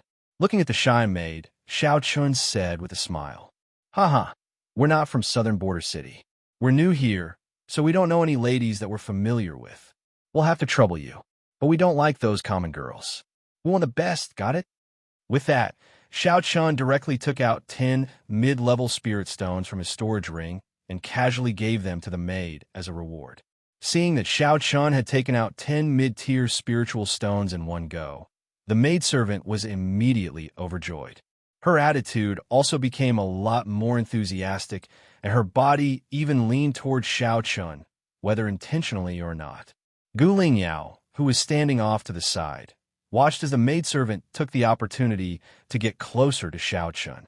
There were even 2 occasions when the maidservant's breasts brushed against Xiao Chen's arm. Gu Lingyao gritted his teeth and looked at the maid with a murderous look in his eyes. If it were not for Xiao Chen's task, there was no doubt that Gu Lingyao would have already killed her. Xiao Chen also noticed that Gu Lingyao was trying hard to suppress the fire in his heart. At this time, he was also very helpless. What the hell was this? Bringing my fiancée to visit a brothel? I, Xiao Chun, am probably the first person in history to do this. He was extremely depressed, but he couldn't show it. If he wanted to successfully get in touch with the core members of Forgotten Worries Tower, he naturally couldn't give himself away, at least not before. Therefore, Xiao Chun ignored Gu Lingyao and clawed at the maidservant. The maidservant immediately pouted, while Xiao Chun pretended to laugh loudly and said, "Don't worry about it, Gu Lingyao. Haha, you are really very attractive. Why don't you accompany me tonight?" Hearing Xiao Chen's words, a touch of joy flashed across the maid's eyes, but soon she shook her head and refused. "Young master, you must be joking. I am just a maid. According to the rules, I am not allowed to receive guests. Let me introduce you to other ladies." "Haha, that's a pity. I was thinking that I would be able to get close to her tonight." While teasing the maid, Xiao Chun and the other 2 walked to one of the backyards. When Xiao Chun was brought to a pavilion in the backyard, Xiao Chun could only vaguely see that there was a person sitting in the pavilion because of the large red veil hanging around the pavilion. "Young master, Miss Lien Yi is our top hostess." The maid whispered to Xiao Chun. "Haha, good.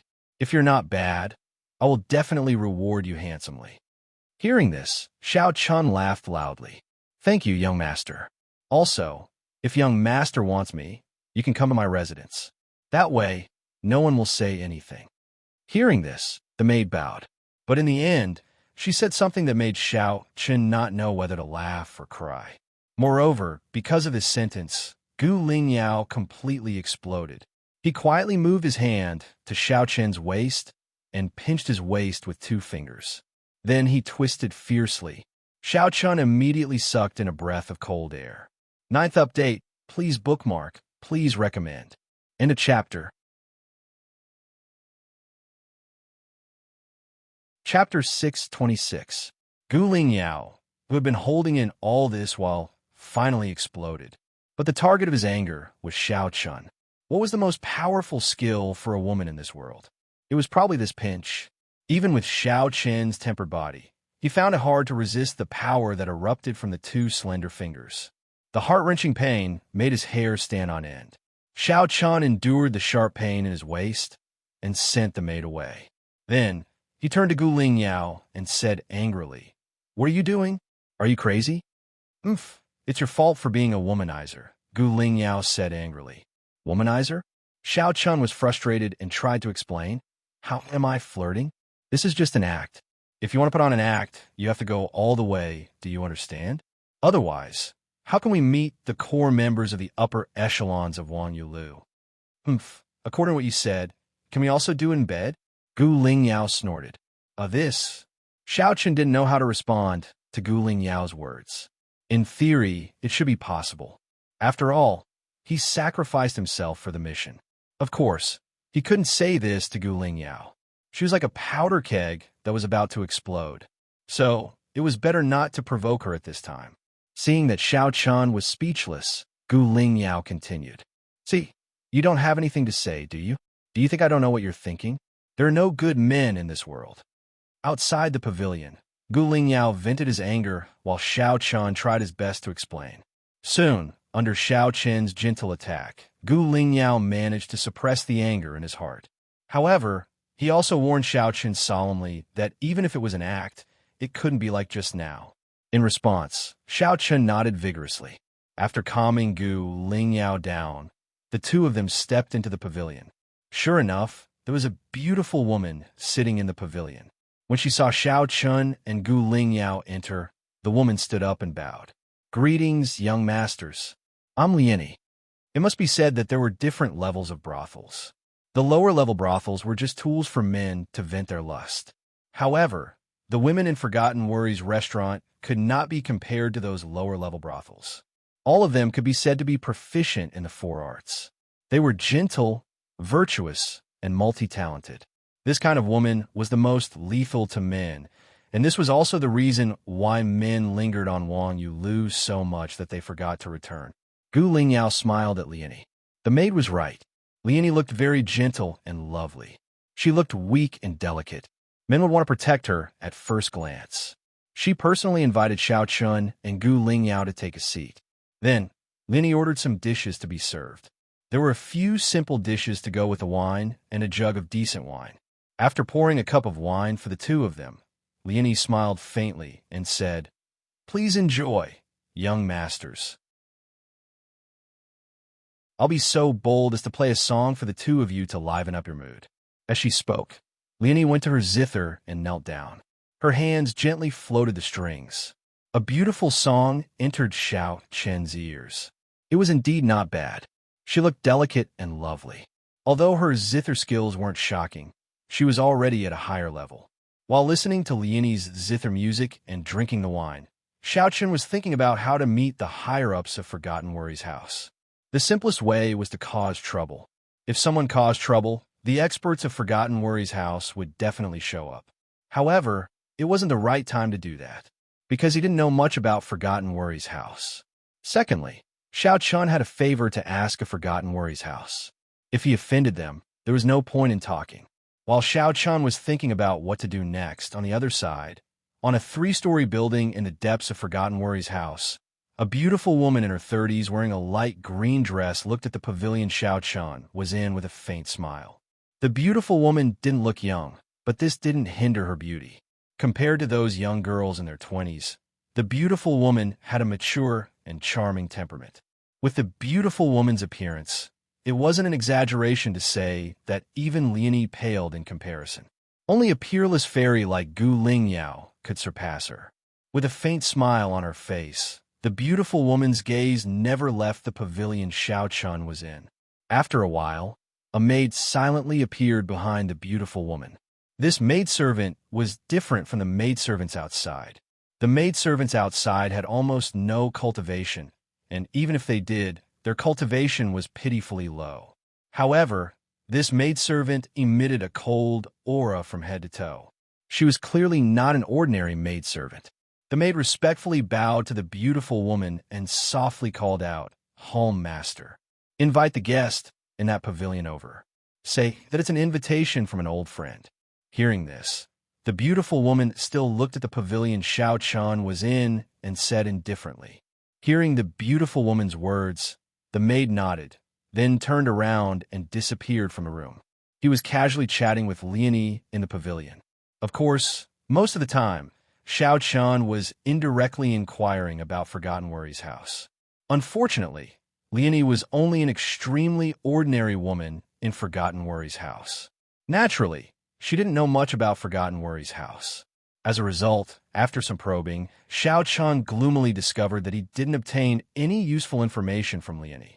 Just as Xiao Chun was feeling gloomy, a maid suddenly walked in from outside the pavilion. Liani hurriedly stood up and bowed when she saw the maid walk in. From her actions, she seemed to be very afraid of the maid. Ignoring Liani, the maid looked at Xiao Chun and Gu Lingyao and said expressionlessly, "Young masters, my mistress invites you." Who's your mistress?" Hearing this, Xiao Chun asked. "You'll know when you get there. My mistress said that it's an invitation from an old friend, so you can rest assured," the maid replied. Xiao Chun was even more confused when he heard the invitation from an old friend. But after thinking about it, he nodded and left with the maidservant. He did not know who had invited him, but perhaps this was a breakthrough. Moreover, it was impossible for Forgotten Worry's restaurant to do anything to him in Southern Border City. Besides, there was no reason for Forgotten Worry's restaurant to do anything to him. After all, Xiao Chun had never come in contact with Forgotten Worry's house, so there was no enmity between them. Moreover, he didn't come here with the slightest hostility. Thinking of this, Xiao Chun felt much more at ease. He followed the maid and walked to the 3-story building in the depths of the backyard. "I'm looking for your collection, looking for your monthly votes, looking for your recommendation." In a chapter. Chapter 6:27. Following behind this servant girl, Xiao Chun and Gu Lingyao passed through the back courtyard. They entered through an extremely hidden courtyard door and arrived at a small courtyard in the deepest part of Forgotten Worry House. Forgotten Worry House's construction was indeed ingenious. There was a front courtyard, a middle courtyard, and even a hidden back courtyard. The 5 middle courtyards were responsible for receiving guests. However, this back courtyard was extremely quiet and even a bit strange. There was no light and it was pitch black. Following closely behind Xiao Chun, Gu Lingyao lightly tugged on the corner of Xiao Chun's clothes and said with sole remembrance, "Brother Xiao Chun, this place is so strange." "It is a bit strange, but it's perfect. Such a hidden place is definitely where Forgotten Worry House's upper echelons live." Hearing Gu Lingyao's words, Xiao Chun quietly replied. He had already seen that the servant girl in front of him wasn't a normal person. Moreover, the faint killing intent that unconsciously emanated from her body caused Xiao Chun to be shocked. Such a person was actually a maid. If that was the case, then who was her master? Clearly, it wasn't a normal person. Originally, they came here to see Forgotten Worry House's upper echelons. Now, they seem to have hit the mark by a stroke of luck. Therefore, Xiao Chun patiently followed the servant girl to the outside of the 3-story small building. "Young master, please. Madam is already waiting for you inside." Gesturing to Xiao Chun, the servant girl clearly didn't have any intentions of following them in. Nodding slightly to the servant girl, Xiao Chun brought Gu Lingyao into the small building. The light was a bit dim, but they could still see the surroundings clearly. Scanning the area, there was no one on the first floor. Without hesitation, Xiao Chun and Gu Lingyao stepped onto the second floor. There was also no one there. Finally, at the 3rd-floor staircase, Xiao Chun lightly knocked on the door. After getting a response from the person inside, Xiao Chun pushed the door open and entered. Along the way to the only room on the 3rd floor, Xiao Chun saw a beautiful woman in a light green dress leaning against the window with her back facing him. Xiao Chun didn't see the appearance of this person, but he felt that this person was very familiar. But soon, as the beautiful woman turned around, Xiao Chun was stunned at first, but soon he said with a little excitement, "Peak Master Sujin?" There was a trace of doubt in his voice. Hearing this, the beautiful woman smiled faintly and said, "Xiao Chun." The beautiful woman's words undoubtedly confirmed her identity. That's right, she was the Peak Master of Holy Maiden Peak, one of the 9 peaks of 9 Firmament Palace back in Heavenly Chin Continent. Back then, Xiao Chun had interacted with her quite a bit. Aside from Heavenly Sword Peak, Su Zhan was probably the Peak Master he was most familiar with. Xiao Chun didn't expect to meet Su Zhan here. He was pleasantly surprised. The two of them looked at each other for a while, then Su Zhan invited Xiao Chun and Gu Lingling to take a seat. At this time, Gu Lingyao asked with a smile, "Big brother Xiao Chun, she is?" Gu Lingyao naturally didn't know Su Zhan. Hearing this, Xiao Chun didn't hide anything. After all, Gu Lingyao already knew about his matters. He simply told Gu Lingyao about Su Zhan's identity. After knowing that Su Zhan and Xiao Chun came from the same place, Gu Lingyao slowly let down her guard against Su Zhan. "Little miss, you don't have to be so guarded against me. Xiao Chun is the treasure of our heavenly Chun continent. I can't bear to harm him." Seeing Gu Lingyao's guard against her, Su Zhan said with a smile. Hearing Su Zhan's words, Gu Lingyao said with some surprise, "How do you know that I'm not a man? How can there be a man who looks so delicate and pretty? Moreover, you and Xiao Chun are so intimate. In addition, Xiao Chun actually told you everything about himself. Naturally, it's not hard to guess." Su Zhan replied with a smile. Previously, when Xiao Chun told Gu Lingyao about the heavenly Chun continent, Su Zhan felt that it was strange. But after thinking about it, Su Zhan understood. It was obvious that this little girl in front of her was Xiao Chun's woman. As soon as her voice fell, Su Zhan turned her head and looked at Xiao Chun with a teasing gaze. It was as if she was saying, "Boy, you're good. You've only been in the heavenly river continent for a few years, and you've already found a beautiful little girl. But have you thought about how you're going to tell Qin, Shuru, and Hundred Flower Fairy?" Everyone in the heavenly Chun continent knew that Xiao Chun was definitely a man who was blessed to the point of making others envious and jealous, because Xiao Chen's two lovers were the most beautiful women in the heavenly Chun continent. Even later, the people of the heavenly Chun continent called Qin Shuru and Hundred Flower Fairy the heavenly Chun continent's double beauties. Sitting alone with two beauties, one could imagine Xiao Chen's luck with women. Facing Su Zhan's teasing gaze, Xiao Chen awkwardly coughed and said, "Cough, that Peak Master Su Zhan, the matter between me and Ling Yao is a long story. It's a little different from what you think." Knowing what Su Zhan was thinking, Xiao Chen embarrassedly explained. Hearing this, Su Zhan covered her mouth and chuckled. "You don't have to explain to me. I'm not anyone to you." Meeting an old friend in a foreign land was indeed a happy thing. Therefore, Xiao Chen didn't immediately say that he needed help from Carefree Restaurant. Anyway, since he met Su Zhan here, there shouldn't be any problems. Xiao Chen was 100% sure that Su Zhan would help him. This was something he had confidence in. After ordering the servants to prepare food and wine, Gu Lingyao didn't have to continue disguising herself as a man here. She simply took off the hat on her head. In an instant, 3,000 strands of black hair flowed down from Gu Lingyao's shoulders. It could be said that Gu Lingyao's feminine side was added. Seeing this, Su Zhan was a little stunned. In Su Zhan's memory, Qin Shuru and Fairy of 100 Flowers were already extremely beautiful women. It wouldn't be an exaggeration to say that they were devastatingly beautiful. It wouldn't be an exaggeration to say that they were the two most beautiful women in the heavenly Qin continent. However, after seeing Gu Lingyao's feminine side, Su Zhan discovered that this woman was actually not inferior to Qin Shuru and Fairy of 100 Flowers. Of course, in terms of appearance, Gu Lingyao might be a little inferior to the two women. However, Gu Lingyao won in terms of her innate spiritual aura. Her pair of big eyes were extremely beautiful. At the same time, Gu Lingyao didn't need to show anything. She was like a natural fairy that made people unconsciously want to protect and get close to her. Qin Shuru was cold and elegant, Fairy of 100 Flowers was gentle, and Gu Lingyao was lively. Slightly stunned, Su Zhan once again looked at Xiao Chen. Even though Su Zhan was a woman, she couldn't help but admire Xiao Chen's luck with women.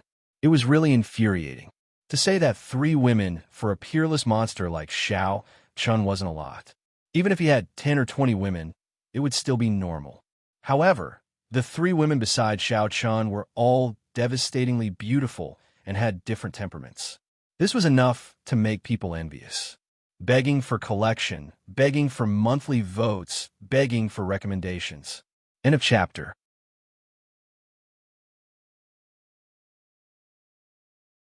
Chapter 6:28. Su Zhan was secretly surprised by Gu Lingyao's beauty. At the same time, she couldn't help but admire Xiao Qin's luck with women. This brat really made girls fall in love with him. Su Zhan looked at Xiao Qian with a smile. Facing Su Zhan's gaze, Xiao Qian naturally guessed what she was thinking. In this regard, Xiao Qian could only helplessly smile. This kind of thing would only make things worse if he tried to explain. It was better to keep silent. No longer teasing Xiao Qian, the three of them ate and chatted. First, Xiao Qian told Su Zhan about the situation in the Moonless Empire in Danyang County. When she heard that Xiao Qian was actually with the Burning Sky ruler, Su Zhan was stunned. She secretly thought that Xiao Qin's luck was really good. He was actually able to become a ruler. However, this was also good. With the Burning Sky ruler, Xiao Qin's safety was at least not too much to worry about. Moreover, not only that, according to Xiao Qian, the Moonless Empire had already become the rear base of the heavenly Qin continent. With Chu Wuming in charge, the Moonless Empire obviously didn't have to worry about anything. Moreover, Xiao Qian had secretly paved a cultivation path for the heavenly Qin continent's warriors. First was the Moonless Empire, then the heavenly Qi sect, and then the Tianfeng Shengzong. Such a cultivation path was already enough for many of the heavenly Qin continent's warriors. After all, their aptitude couldn't compare to Xiao Qian. Being able to enter the Tianfeng Shengzong was already the limit. As for going further, it was very difficult. After hearing what Xiao Qian had done in the heavenly river continent, Su Zhan also admired him. It could be said that Xiao Qin's hand had indeed solved the worries of the heavenly Qin continent's warriors. Those who didn't want to fight to the death could go to the Moonless Empire and follow Xiao Qin's arrangements. In this way, their strength could still be greatly improved. After talking about his own matters, it was Su Zhan's turn. Compared to Xiao Qian, Su Zhan's experience in the Heavenly River Continent was much simpler. From the moment she came to the Heavenly River Continent, Su Zhan entered the worry-free restaurant. Starting from the bottom, in a few years, Su Zhan had already become the Hall Master of the Dark Hall. Her cultivation had also broken through from the Dao Sovereign Realm to the Dao Emperor Realm. It wasn't an exaggeration to say that if she was still in the Heavenly Qin continent, it would be difficult for her to break through to the Dao Emperor Realm, because the cultivation environment and martial arts development was too low. So, it was very difficult to break through to the Dao Emperor Realm, not to mention the Saint Realm. Su Zhan told Xiao Qian about her experience. Then, under Xiao Qian's questioning, Su Zhan also told him about the situation at Worry-Free Restaurant. The Worry-Free Restaurant was divided into the Bright Hall and the Dark Hall. As the name implied, the Bright Hall was responsible for managing all the businesses of the Worry-Free Restaurant. On the other hand, the Dark Hall was hidden in the dark and specialized in doing some shady things for the Worry-Free Restaurant. The Dark Hall and the Dark Hall formed the Worry-Free Restaurant. As the Hall Master of the Dark Hall, Su Zhan naturally knew the situation of the Worry-Free Restaurant very well. After hearing Su Zhan's introduction, Xiao Qian naturally didn't hide anything from her. He said bluntly, "Peak Master Su Zhan, I'm here to ask the Worry-Free Restaurant to investigate the stronghold of the Qingma gang." Su Zhan was still used to calling Su Zhan Peak Master. Hearing Xiao Qian's words, Su Zhan agreed without hesitation. No problem. This isn't difficult. Moreover, investigating information is the responsibility of the Dark Hall. Su Zhan smiled. In the Worry-Free Restaurant, Su Zhan was definitely a core member. Other than the other Hall Master of the Bright Hall, there was only one person above Su Zhan. That was the Master of the Worry-Free Restaurant. Su Zhan didn't say much about the Master of the Worry-Free Restaurant. Xiao Qian didn't ask either. He only knew that the Master of the Worry-Free Restaurant was a sage-to-be expert. Su Zhan easily convinced the Worry-Free Restaurant. Moreover, from Su Zhan's tone, it seemed like she wasn't worried about investigating the stronghold of the Qingma gang at all. He thought to himself that he might have underestimated the Worry-Free Restaurant's ability to gather information. Even the family Nangong's intelligence network couldn't find anything. From this, one could see how terrifying the Worry-Free Restaurant's ability to gather information was. After settling the matter, the three of them naturally drank to their heart's content. That night, Xiao Chun and Gu Lingyao directly stayed at Su Jin's place. Xiao Chun didn't have to worry about Su Jin harming him, so he was very relaxed. After arranging for Xiao Chun and Gu Lingyao's accommodations, Su Jin returned to her room. At the same time, the maid who led Xiao Chun and Gu Lingyao here received Su Jin's summons and respectfully waited for her. Home master. Seeing Su Jin push open the door and enter, the maid respectfully greeted. Hearing this, Su Jin nodded slightly and said, "Go investigate the Qingma gang. I want to know where they're staying. Also, pay attention to whether the disciples of Tianfeng Shengzong and the eldest daughter of family Nangong are still alive." That night, Su Jin arranged for people to start investigating the Qingma gang. Moreover, Su Jin knew that Xiao Qin's mission was to complete Tianfeng Shengzong's mission, so she paid special attention to the disciples of Tianfeng Shengzong and the eldest daughter of family Nangong. After hearing Su Jin's words, the maid didn't ask any more questions. She gently nodded and disappeared from the room. After a silent night, when Xiao Chun and Gu Lingyao woke up the next day, they also bid farewell to Su Jin and returned to the southern border city's governor's mansion.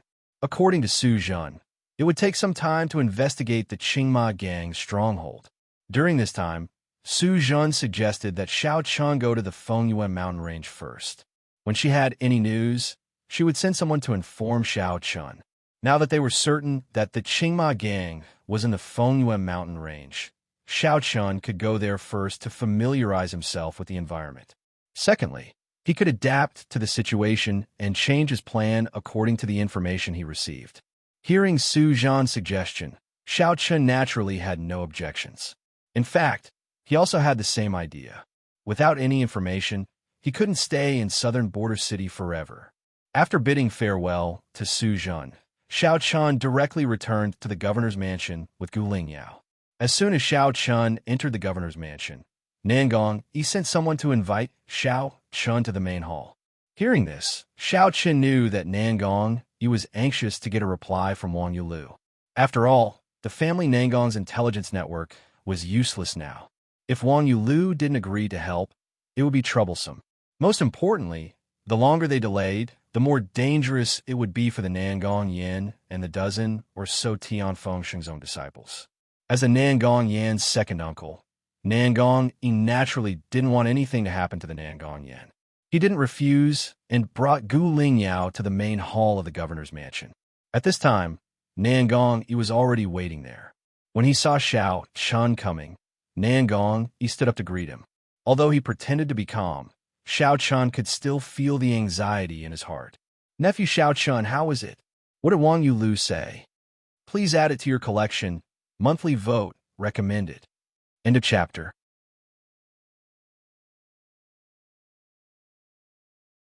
Chapter 629. Nangong asked anxiously as soon as he saw Xiao Chun. Although he tried his best to appear calm, it was difficult to hide the anxiety in his heart. Knowing that Nangong was very anxious about Forgotten Worries Restaurant's reply, Xiao Chun smiled and cupped his hands at Nangong. "Elder Nangong, I'm fortunate to have accomplished my mission."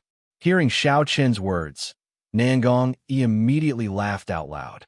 Then, he personally helped Xiao Chun up and said with a gratified expression, "Nephew Xiao Chun, I'll rely on you to rescue Yinner this time. I, Nangong, would do my best to cooperate. If you need any help from me or the family Nangong, please don't hesitate to ask. The family Nangong will definitely thank you after this."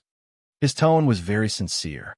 At the same time, Nangong Yi's words could be considered as expressing the family Nangong's attitude. As long as Xiao Chun could rescue the Nangong Yin, the family Nangong would definitely stand on Xiao Chun's side in the future. Don't think that Xiao Chun could look down on others just because he was now a direct disciple of Tianfeng Shengzong. One had to know that where there were people, there would be underworld. This was even more so in Tianfeng Shengzong, especially among direct disciples.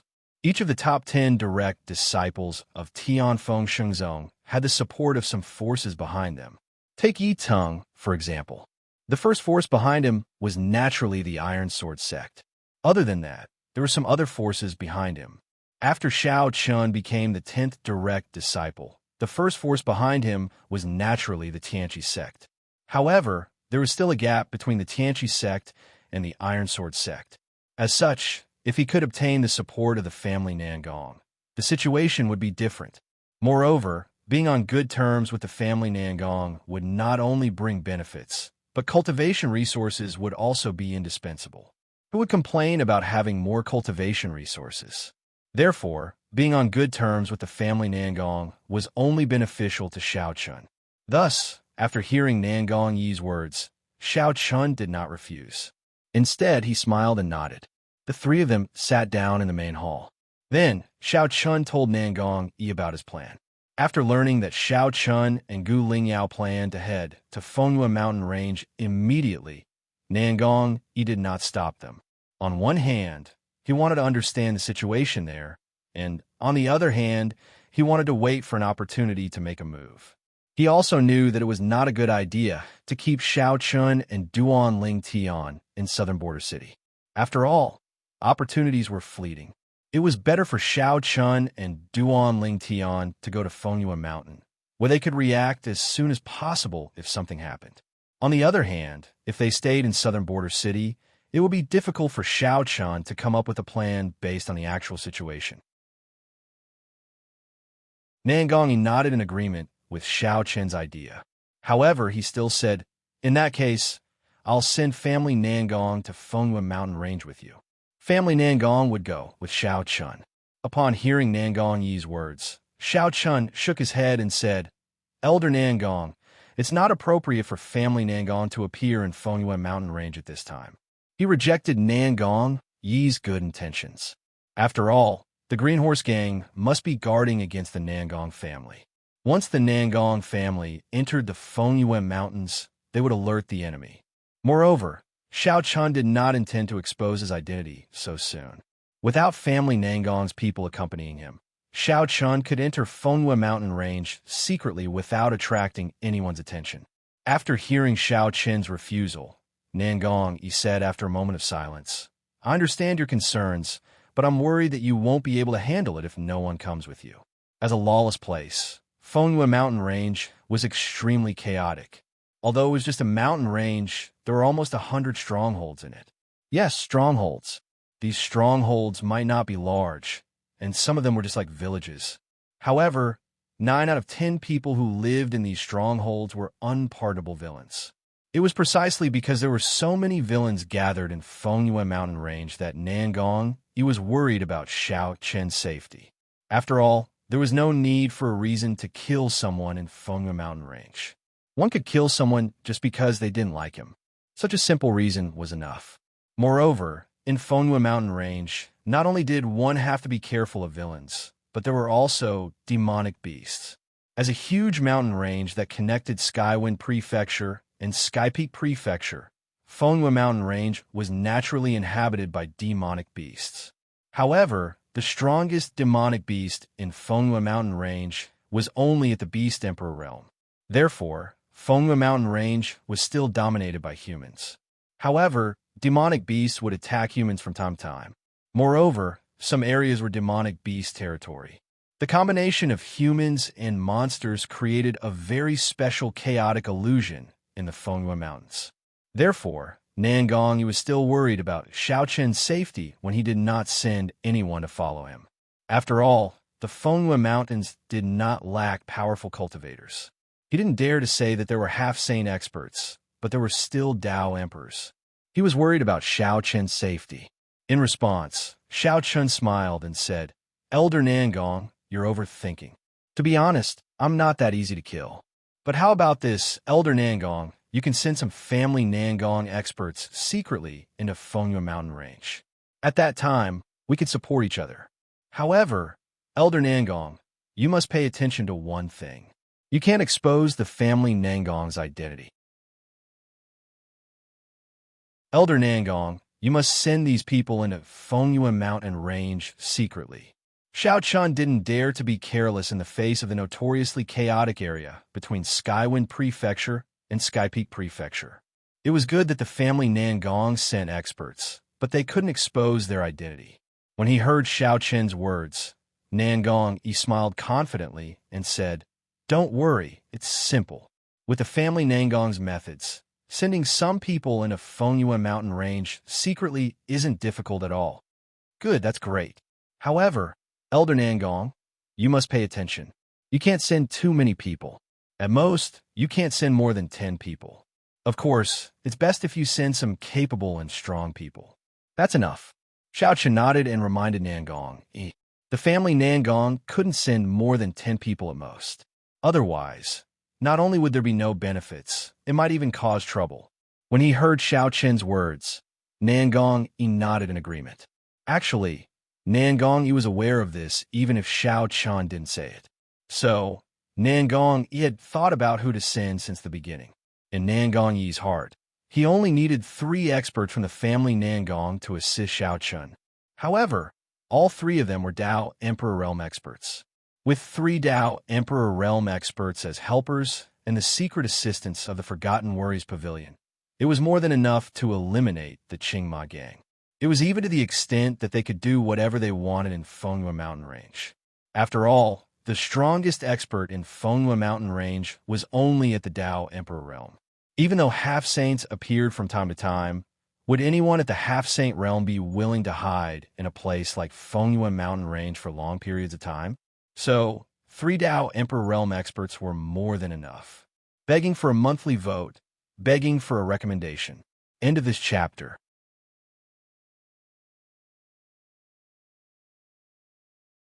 Chapter 630.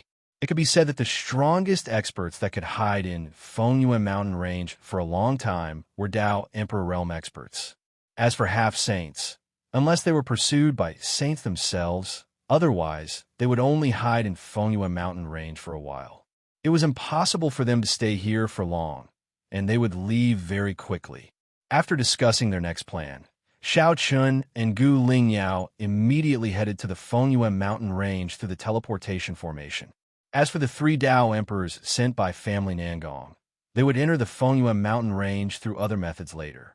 At that time, they would take the initiative to contact Xiao Chun. It was naturally impossible to reach the Fengyuan Mountain Range directly from southern border city. They could only go to a small city outside the Fengyuan Mountain Range. From there, Xiao Chun and Gu Lingyao had to enter the Fengyuan Mountain Range on foot. They didn't waste any time and directly rushed out of the Fengyuan Mountain Range.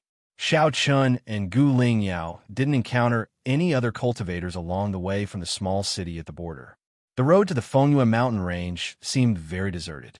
Isn't it rumored that there are over 100,000 villains hiding in the Fengyuan Mountain Range? Why is it so deserted? Gu Lingyao asked curiously as they hurried along. Xiao Chun smiled when he heard her and said, "This is only the outskirts of the Fengyuan Mountain Range, so there's naturally no one here. Moreover, the Fengyuan Mountain Range is famous for being chaotic. If it wasn't for committing a crime, who would come here? So there's naturally no one in the outskirts." It could be said that all the people who lived in the Fengyuan Mountain Range were forced here because they couldn't survive in the outside world. They could only drag out an ignoble existence in the Fengyuan Mountain Range. This probably caused the hearts of the villains in the Fengyuan Mountain Range to become even more twisted and perverted. They were like locusts. One locust might be nothing, but when over 100,000 locusts gathered together, it would be a disaster. They didn't encounter any obstacles along the way as they traveled towards the depths of the Fengyuan Mountain Range. It wasn't until a day later that Xiao Chun and Gu Lingyao finally entered the heart of the Fengyuan Mountain Range. Along the way, not to mention the rugged roads, the dense forest that covered the sky made people lose their sense of direction. At the same time, in the Fengyuan Mountain Range, unless one was an idiot or a person with absolute strength, basically no one would choose to fly in the air, because that was equivalent to courting death. One had to know that flying in the air was tantamount to exposing one's identity and telling others to come and snatch them.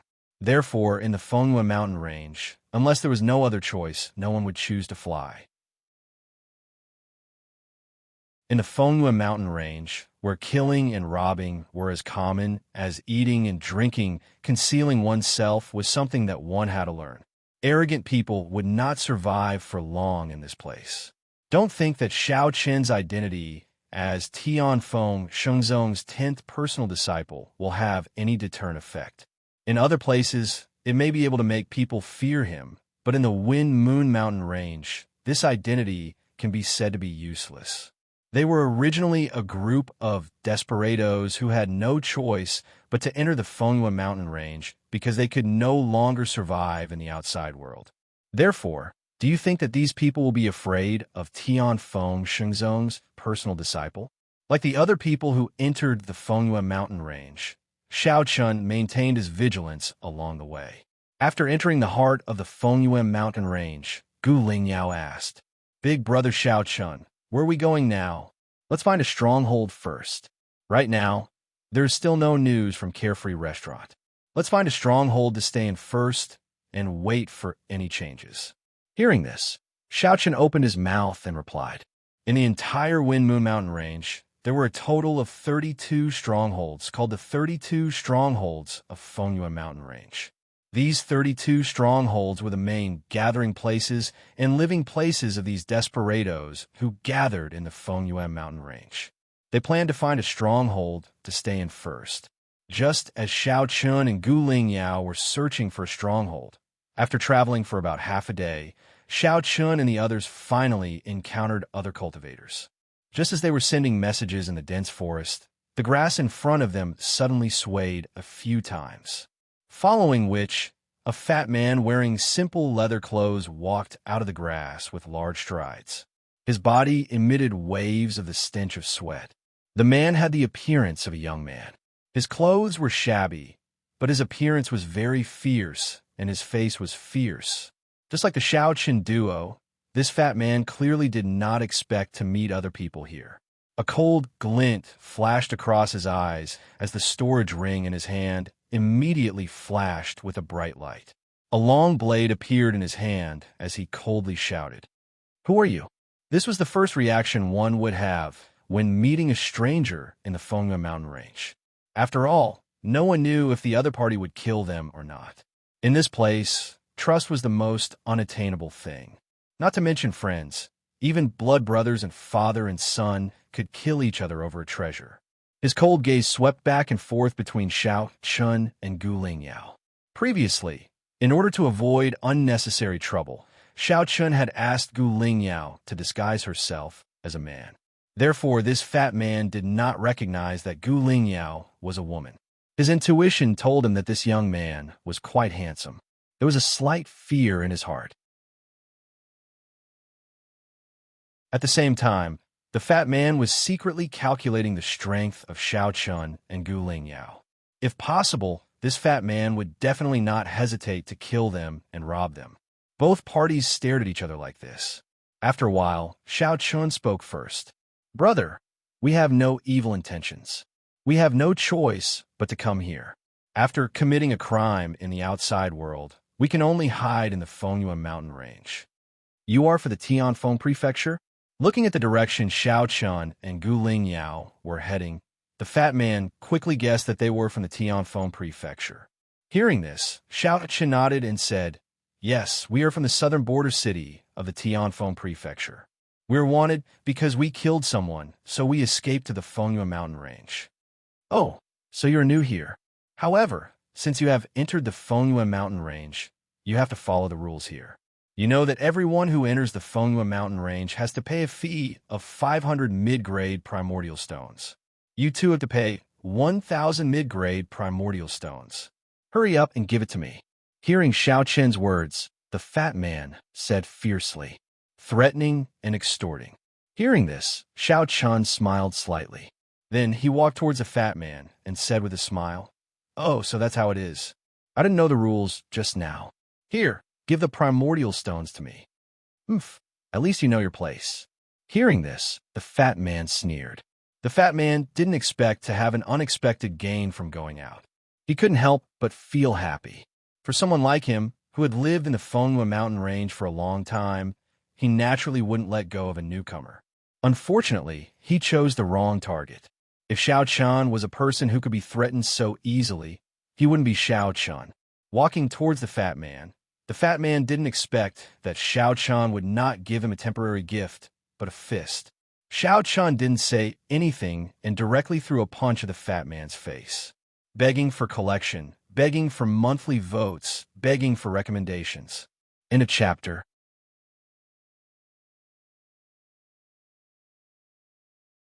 Chapter 631. The fatty didn't expect Xiao Chun to suddenly attack him. He didn't have time to react at all. He instinctively shouted angrily, "Brat, you're despicable." He thought that Xiao Chun was here to give him money. However, Xiao Chun didn't give him money. Instead, he gave him a fist as big as a casserole pot. With a muffled bang, Xiao Chun punched the fatty in the face without any hesitation. Immediately, the fatty's nose started to bleed. 2 bloody teeth also flew out. After hitting the fatty, Xiao Chun sneered and said, "I thought you were some kind of character. It turns out that you're so weak." After saying that, Xiao Chun's hands didn't stop moving. He jumped up and pressed the fatty to the ground. What happened next was naturally simple. It was a one-sided beating. Facing Xiao Chun's fierce iron fist, the fatty was still very stubborn at first. However, he soon softened. "Humph, let me go if you have the ability. Let's have a fair fight. Just you wait. Master Dog won't let you go. Just wait for your death. Ah, big brother, be gentle. Big brother, don't hit my face. I rely on my face to make a living." The fatty's stubbornness only lasted for less than 10 breaths of time. Soon he gave in. Hearing his begging for mercy, Xiao Chun curled his lips and said, "You rely on your face to make a living? With your face, you'll starve to death sooner or later." Xiao Chun's face was full of disdain, but he stopped what he was doing. He grabbed the fat man's neck and lifted him into the air with ease. Although the fatty's body was huge, he was like a little chick in Xiao Chun's hands. Xiao Chun looked at the fatty coldly and said indifferently, "From now on, let me ask you, if you dare to lie, I'll make you unable to be a man for the rest of your life. Do you understand?" Xiao Chun's voice was very cold. The fat man felt his body tremble when he heard that. He subconsciously clamped his legs together and nodded repeatedly. He looked so pitiful that it was as if he had become a completely different person from before. Satisfied with Fatty's attitude, Xiao Chun asked, "What's your name?" "Big bro, my name is Godan," Fatty replied upon hearing Xiao Chun's words. "Gooden?" Hearing this, Xiao Chun's face darkened. He immediately threw a punch at the fatty's abdomen, causing him to spit out a mouthful of bitter water. The fatty's face turned pale as he screamed, "Big brother, why did you hit me?" "I already answered." I'm asking for proof, not your nickname," Xiao Chun said coldly in response to Fatty's screams. "Godan, is this a human life?" Xiao Chun felt a chill in his heart. It seemed like this fatty still needed to be taught a lesson. Otherwise, he really wouldn't know how many eyes Ma Wangya had. Just as he was about to continue teaching the fatty a lesson, the next moment, the fatty actually burst into tears. "Big bro, my name is really Godan. My surname is Li, and my name is Godan. My full name is Li Godan." "I didn't lie to you."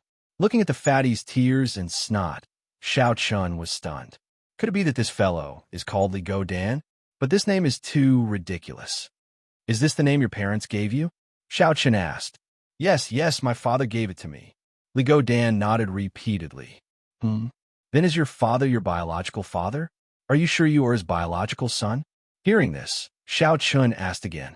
"Impossible. How could parents in this world give their sons such a name?" There was only one possibility, and that was that he wasn't their biological son. However, Xiao Chun was disappointed once again. Li Godan nodded firmly and replied, "Big bro, I am naturally my father's biological son. How could this be fake?" Talent. After hearing Li Godan's words, Xiao Chun felt that his father was definitely a talent. In that case, Xiao Chun did not continue to dwell on this issue and began to ask the next question. This Li Godan was completely an embroidered pillow. At this time, he was completely scared out of his wits by Xiao Chun, so in the face of Xiao Chun's questions, he basically told him everything he knew. Sometimes, he didn't even need Xiao Chun to continue asking. He was very intelligent. Li Godan's attitude satisfied Xiao Chun and saved him a lot of trouble. After some questioning, Xiao Chun had a rough idea in his heart. This Li Go Dan came from a stronghold called Eight Direction Stronghold, one of the 32 strongholds of Wind Mountain. What surprised Xiao Chun was that despite Li Go Dan's appearance, he was a genuine young master. At least in this Eight Direction Stronghold, he was the one and only little overlord. This was because Li Go Dan was the stronghold master of Eight Direction Stronghold and the only son of Li Fong, the sect master of Eight Direction sect. In Eight Direction Stronghold, Li Fong was recognized as the #1 expert with a cultivation base at the initial Dao Emperor realm. Li Go Dan was his only son, so naturally, no one dared to provoke him.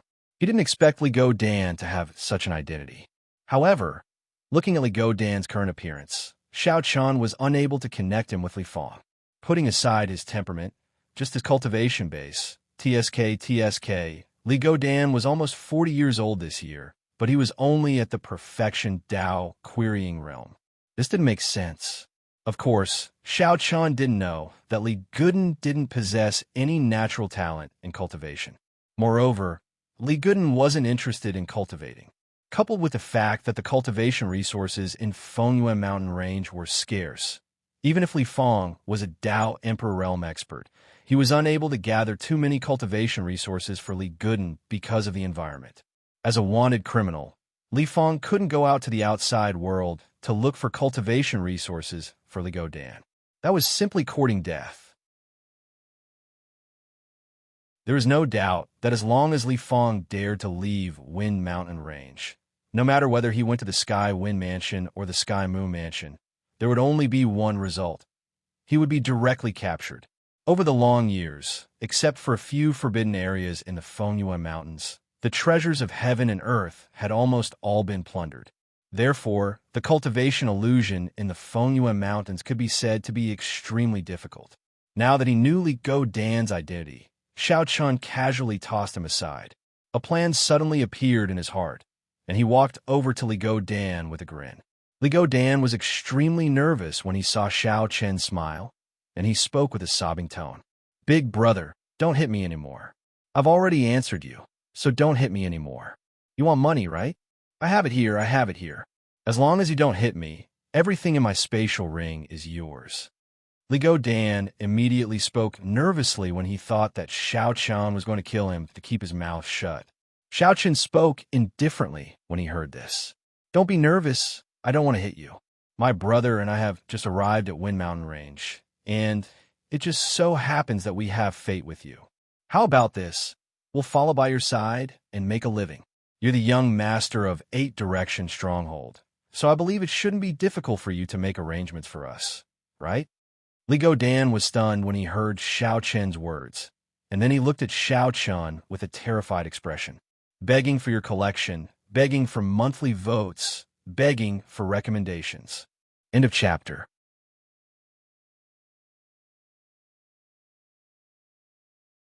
Chapter 632.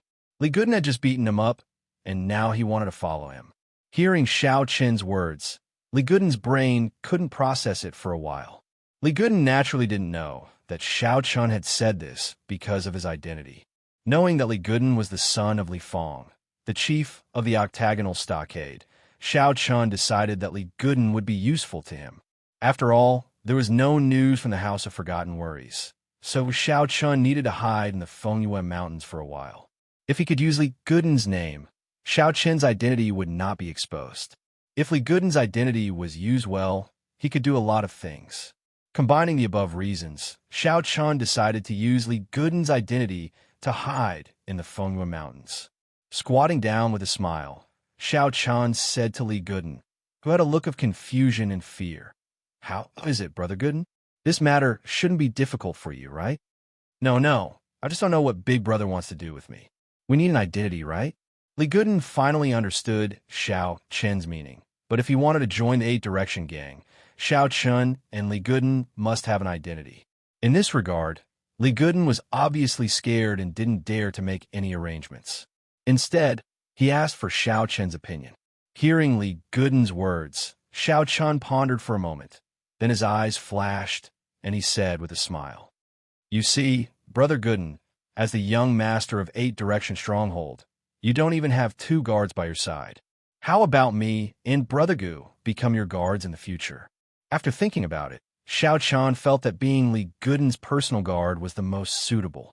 Firstly, he wouldn't have to interact with many people, so he only needed to be responsible for Li Guden's safety. Secondly, he wouldn't have to look at other people's faces. After all, a personal guard naturally only needed to listen to Li Guden's orders. Thirdly, it would be more convenient for Li Guden to do things for him. Unexpectedly, Li Guden didn't reject Xiao Chen's offer. He didn't even hesitate. He leaped up, as if his injuries had completely healed. He looked at Xiao Chun and said excitedly, "Brother Xiao Chun, I'm going to take you to the Heavenly Dragon Pavilion." "Really? Big brother, are you telling the truth? Are you really willing to be my guard?" He didn't know what this guy was so excited about. He had just beaten him up. Now that he heard that he was going to be his guard, why was he so happy? Could it be that he was beaten silly? Xiao Chen was puzzled. Gu Lingyao also came to Xiao Chen's side and whispered into Xiao Chen's ear, "Big brother Xiao Chen, is there something wrong with this guy's brain? Is it okay for us to be his guard?" I don't know. Let's wait and see. If there's really something wrong with his brain, we'll think of another way." Hearing Gu Lingyao's words, Xiao Chun replied helplessly. After saying that, Xiao Chun looked at Li Guden again. This guy was already dancing with joy. Xiao Chun didn't know what to say about this. Because he didn't know Li Guden's character, Xiao Chun naturally didn't know that Li Guden didn't have a good life in 8-Direction Stockade. In 8-Direction Stockade, other than the Stockade Master, Li Fong, there were 2 Deputy Stockade Masters. These 2 Deputy Stockade Masters had great power. Coupled with Li Guden's character, even though he was the only son of Li Fong, he didn't have a good life. He was often bullied by others.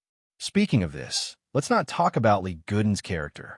Since he was young, no one knew if Li Guden was stupid or naive. He never held a grudge and wouldn't use his father's identity to bully the weak. Although he would sometimes do some bad things compared to the others in Fengya Mountain Range, Li Guden was definitely a saint. His character was simple and gentle. Even if he was beaten, Li Guden would never complain to Li Fong. Because of this, over time, the others in 8-Direction Stockade didn't put Li Guden in their eyes. This wasn't strange. After all, what kind of people were in Fengya Mountain Range? Facing these outlaws, it was as difficult as ascending to the heavens to make them obey the rules. It was already good enough that they didn't kill Li Guden directly. It was simply a fool's dream to expect them to obey Li Guden's orders. After being excited for a while, Li Guden gradually calmed down. Then, he quickly ran in front of Xiao Chun and asked anxiously, "Big brother, what you said just now is true. Are you really willing to be my personal bodyguard?" I should be willing." Hearing this, Xiao Chun felt uncertain. This fatty was so happy. Could it be that there was a problem? He nodded with uncertainty in his heart. Seeing this, Li Guden grabbed Xiao Chen's hand and said excitedly, "Good, with Big Brother here, they won't dare to bully me in the future. If anyone dares to bully me, I'll let Big Brother beat them up. Haha, Li Guden will finally be able to turn over a new leaf." Looking at Li Guden's excited expression, Xiao Chen didn't know if his choice was right or wrong. He felt uncertain in his heart. However, there was no better way now. He would just take it one step at a time. At worst, he would just run away. After all, he wouldn't be able to stay in Fengya Mountain Range for long. With this thought in mind, Xiao Chun and Gu Lingyao walked towards 8-Direction Stockade under Li Guden's lead. 8-Direction Stockade wasn't far from here. Along the way, Li Guden also told Xiao Chun about his childhood. This guy didn't hold a grudge at all because of what happened just now. On the contrary, Xiao Chun was so enthusiastic that no one knew what to say. With Li Guden's narration, Xiao Chun had a basic understanding of this guy's character. Unknowingly, Xiao Chun felt that Li Guden was much more pleasing to the eye. Although he was a little stupid, a little simple, and a little naive, he wasn't a bad person at heart. He was even much better than those people in the outside world. Perhaps it was because of Li Guden's simple and weak character that caused him to be looked down upon in 8-Direction Stockade. Although he was the only son of the Stockade Master, his life was very difficult. His impression of Li Guden was much better. Xiao Chen also asked with a smile, "Li Guden, The people of Eight Direction Stockade bullied you like this. Why didn't you tell your father? Just let your father take action and teach them a lesson. Xiao Chun had been bullied since he was young, and the people in Octagon Stockade had even gotten worse. Xiao Chun was very curious as to why Li Guden had not told his father, Li Fong. After hearing Xiao Chen's words, the smile on Li Guden's face disappeared instantly. He revealed a firm expression and spoke as if he was a completely different person from before. I don't want to embarrass my father. I'm his son. If I have to look for my father for everything, what will the people below think of my father? As the stockade master of Eight Direction Stockade, it's already difficult for him to control the people below him. If he acts because of me, Eight Direction Stockade will be in complete chaos. Big brother, you should know what kind of people are in Fengyue Mountain. I can't let my father become the target of public criticism because of my own matters. Begging for collection, begging for monthly votes, begging for recommendations. In a chapter.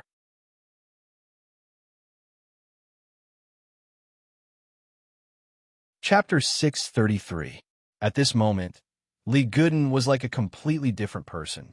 He didn't have that silly look anymore. The determination in his voice made Xiao Chun stunned. In order to not make things difficult for his father, Li Guden would never look for his father because of his own matters. He would rather be beaten and bullied than put his father in danger. This was Li Guden's true thoughts. How could you say that such a person was silly? At this moment, Xiao Chun seemed to have gained a new understanding of Li Guden. Perhaps this seemingly foolish fatty was not as foolish as he appeared to be.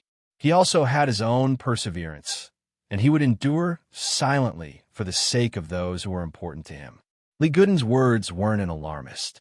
He could even pat his chest and say that if Li Guden really looked for Li Fong for his own matters every few days, and Li Fong frequently stood up for Li Guden, then it wouldn't take long for Li Fong's doomsday to arrive. These villains in the Fengyue mountain range didn't have any rules in their hearts. If one wanted to become a leader here, one had to rely on strength. Naturally, the stronger one could become the leader. But at the same time, there were no restrictions, so it was very common for the subordinates to rebel against their superiors. Once Li Fong angered everyone because of Li Guden's matter, one could imagine the consequences. Moreover, there were still two vice chiefs in the Eight Direction stronghold. Wouldn't they want to kill Li Fong and replace him? Therefore, even though Li Fong was the chief of the Eight Direction stronghold, he was actually treading on thin ice. His subordinates were a group of demons who killed without spitting out the bones. If he wasn't careful, he might be devoured. Needless to say, he and Li Guden would die without a burial place. It could be said that Li Guden saw through everything very clearly. That was why he chose to endure. There was no other way. Other than enduring, what else could he do? He couldn't help but have a higher opinion of Li Guden. After that, Xiao Chun asked Li Guden and his father how they came to the Fengyue mountain range. In the face of Xiao Chen's inquiry, Li Guden didn't hide anything and answered truthfully. When Li Guden was just born, Li Guden's family was still living in Tianyue Prefecture. Moreover, they were doing quite well. Li Fong held a position in the local city lord's mansion as a commander. However, the good times didn't last long. Because of a coincidence, the young master of the city lord's mansion took a fancy to Li Guden's mother and used some underhanded methods to forcefully possess her. After that, because Li Guden's mother was ashamed and too ashamed to face Li Fong, she committed suicide. After knowing about this, Li Fong was naturally heartbroken. Without saying anything, he furiously killed that young master from the city lord's mansion. However, in this way, Li Fong naturally made a big mistake and was wanted. He had no choice but to hide in the Tianyue Prefecture for several years. After countless life and death escapes, Li Fong had no choice but to enter the Fengyue mountain range with Doggy Li and stayed there for several decades. Li Guden was very clearly aware that if it wasn't for him, his father wouldn't have fled at all, nor would his father be able to continue living in this world. It was precisely because of him that Li Fong acted like a vicious dog and tried every possible means to survive. Moreover, this sort of survival wasn't for himself, but for Li Guden. As his father, Li Fong's thoughts were very simple, and it was to allow Li Guden to continue living. When he heard Li Guden talk about their family, Xiao Chun sighed lightly. At the same time, he silently made a decision in his heart. Once this matter was over, he would bring both of them back to Tianfeng Shengzhou. With Xiao Qin's identity, it wasn't difficult for him to do this. Moreover, Li Feng was a Dao Emperor Realm expert. It couldn't be any easier for him to become a powerless deacon in Tianfeng Shengzhou. As for Li Guden, it might be a little difficult for him to become a disciple of Tianfeng Shengzhou, but it wouldn't be a problem for him to go to the Tianqi sect. Even Li Feng could go to the Tianqi sect to become an elder. It was much better than staying in Tianfeng Shengzhou. Xiao Qin secretly decided in his heart, but he didn't say it out loud. As they chatted along the way, the three of them finally arrived at the Octagon Stronghold. From afar, the Octagon Stronghold looked like a stronghold built in a ravine. The surroundings were casually piled up with stones to form a short wall. At the same time, a small city gate was wide open. Through the city gate, one could see the situation in the Octagon Stronghold. It was muddy and not paved with limestone. Simple wooden houses were scattered randomly in the stronghold. Big brother Xiao Chun, let's go. Along the way, Li Guden also got to know Xiao Chun. Xiao Qin nodded slightly when he heard his words. Then, the three of them strode into the Octagon Stronghold. Along the way, Xiao Chun felt that the Octagon Stronghold was dirty, messy, and poor. Dirty was unhygienic. Filth could be seen everywhere in the stronghold. Moreover, it was mixed in the muddy streets. Waves of foul stench drifted with the wind. It was simply like a rat's nest. Moreover, not only was the environment and hygiene extremely poor, but Xiao Chun had already seen no less than 10 fights after just walking through one street. These fights weren't ordinary fights that stopped after a certain point. It was a true life and death fight. If there was a disagreement, they would fight with blades in hand. At the same time, not only were there battles everywhere, corpses were everywhere as well. Every 10 meters or so on the street, one could see corpses lying on the ground. No one cared about them, and no one collected them. They were just left to lie there and rot, to the point where they became one with the mud. Gu Lingyao didn't seem to be used to the environment of the Octagon Stronghold. She just followed beside Xiao Chun. Xiao Chun silently squeezed her little hand gently, indicating that she didn't need to be too nervous. Along the way, the people on both sides of the street looked at Xiao Chun and Li Guden with unfriendly expressions. Their eyes were like looking at prey. Without a doubt, if Li Guden wasn't beside them, these guys would have already surrounded Xiao Chun and Li Guden. Unfamiliar faces were like sheep in the Fengyuan mountain range. Xiao Chun didn't care about these people's stares. He had secretly observed the cultivation of these guys. Basically, none of them had surpassed the Tao validation realm, so they couldn't be considered as experts. However, what surprised Xiao Chun was that the population of the Octagon Stronghold was a little shocking.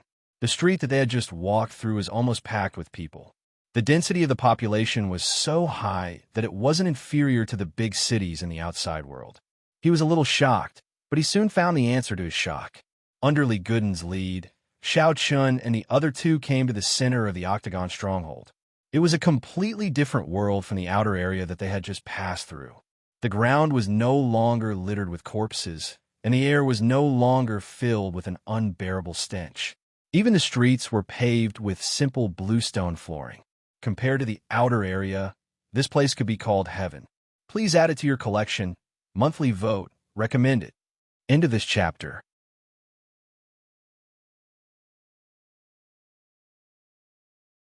Chapter 634.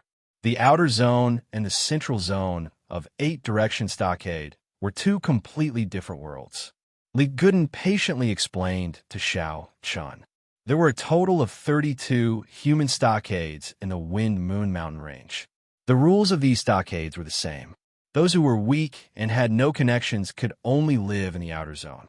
According to Li Guden's words, these people were worse than dogs. As for the central area, that was where the leaders of the stronghold and those with high cultivation lived. The environment and conditions that were naturally incomparable to those in the outer area. There were close to 10,000 people in 8-direction stockade. However, there were more than 8,000 people living in the outer zone, while only 1,000 people lived in the central zone. Moreover, the central zone was much larger than the outer zone. In other words, there were fewer people standing in a larger area, while more people could only hide in the small outer zone. This naturally led to such a situation. In the eyes of the people in the central zone, the people in the outer zone were worse than dogs. Therefore, they only deserved to live in a filthy place. People were always divided into different classes. This was just like nature. As long as there were people, it would be like this. However, in the Wind-Moon Mountain Range, the division of classes was more direct and violent. Xiaochen naturally did not think too much about this. Pity those people? Perhaps there was, but what could he do? Xiaochen was not a saint. He walked all the way to Li Guden's residence. However, just as he crossed the street, two young men who were about the same age as Li Guden walked towards him. When they saw Li Guden, a cold smile appeared on their faces. Then, they strode towards Li Guden and spoke condescendingly. "Guden, give us some spiritual stones to spend. We are short of money recently." They asked for spiritual stones without any hesitation. Hearing this, Li Guden hesitated. Spiritual stones were definitely the most important thing in the Wind-Moon Mountain Range. Seeing Li Guden's hesitation, the other person shouted coldly, "Li Guden, do you want to die? We're just lending you some spirit stones to spend. What's the meaning of this? Hurry up and hand them over. Otherwise, don't blame us for being impolite." Looking at the two guys, it was obvious that this was not the first time they had robbed Li Guden. Xiaochen, who was watching coldly from the side, took a step forward and asked Li Guden, "Brother Go, who are these two?" In front of outsiders, Xiaochen was Li Guden's guard, so he naturally called him Brother Guden. Hearing Xiaochen's words and seeing Xiaochen constantly giving him meaningful looks, Li Guden was not hopelessly stupid. He quickly remembered Xiaochen's instructions on the way here, so he put on an act and said, "Humph, these two fellows are called Wu Jiang and Wu Hai. They're members of our Octagon gang." Hearing Li Guden's words, Xiaochen didn't speak, but Wu Hai was the first to speak. He grabbed Li Guden's collar and coldly shouted, "Li Guden, you've grown a temper. Why? Did you bring back two lackeys after a trip? Unfamiliar faces. Did you just enter the Fengyue Mountain Range? It just so happens that us two brothers are a little short of money recently.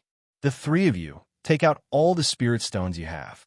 If you dare to hide even a single spirit stone, we brothers will break your legs." Saying that, Wu Hai coldly glanced at Xiaochen. He guessed that Xiaochen and Gu Lingyao should be newcomers. After all, he hadn't seen them before. Looking at the two of them, he guessed that they should have been subdued by Li Guden. He sneered in his heart. These two idiots, he didn't know how they were tricked by Li Guden. They actually followed him. They were simply courting death. Hearing Wu Hai's words, a trace of panic flashed in Li Guden's eyes. However, Xiaochen indifferently said, "I advise you to take your hand away. Don't dirty our brother Guden's clothes. Otherwise, even if we kill you, it won't be enough to compensate." "Haha, is this guy crazy? Li Guden, it seems that your two lackeys are the same as you. There's something wrong with their brains." Hearing Xiaochen's words, Wu Jiang laughed loudly. He knew what kind of character Li Guden was, so naturally, Wu Hai and Wu Jiang didn't take Xiaochen seriously.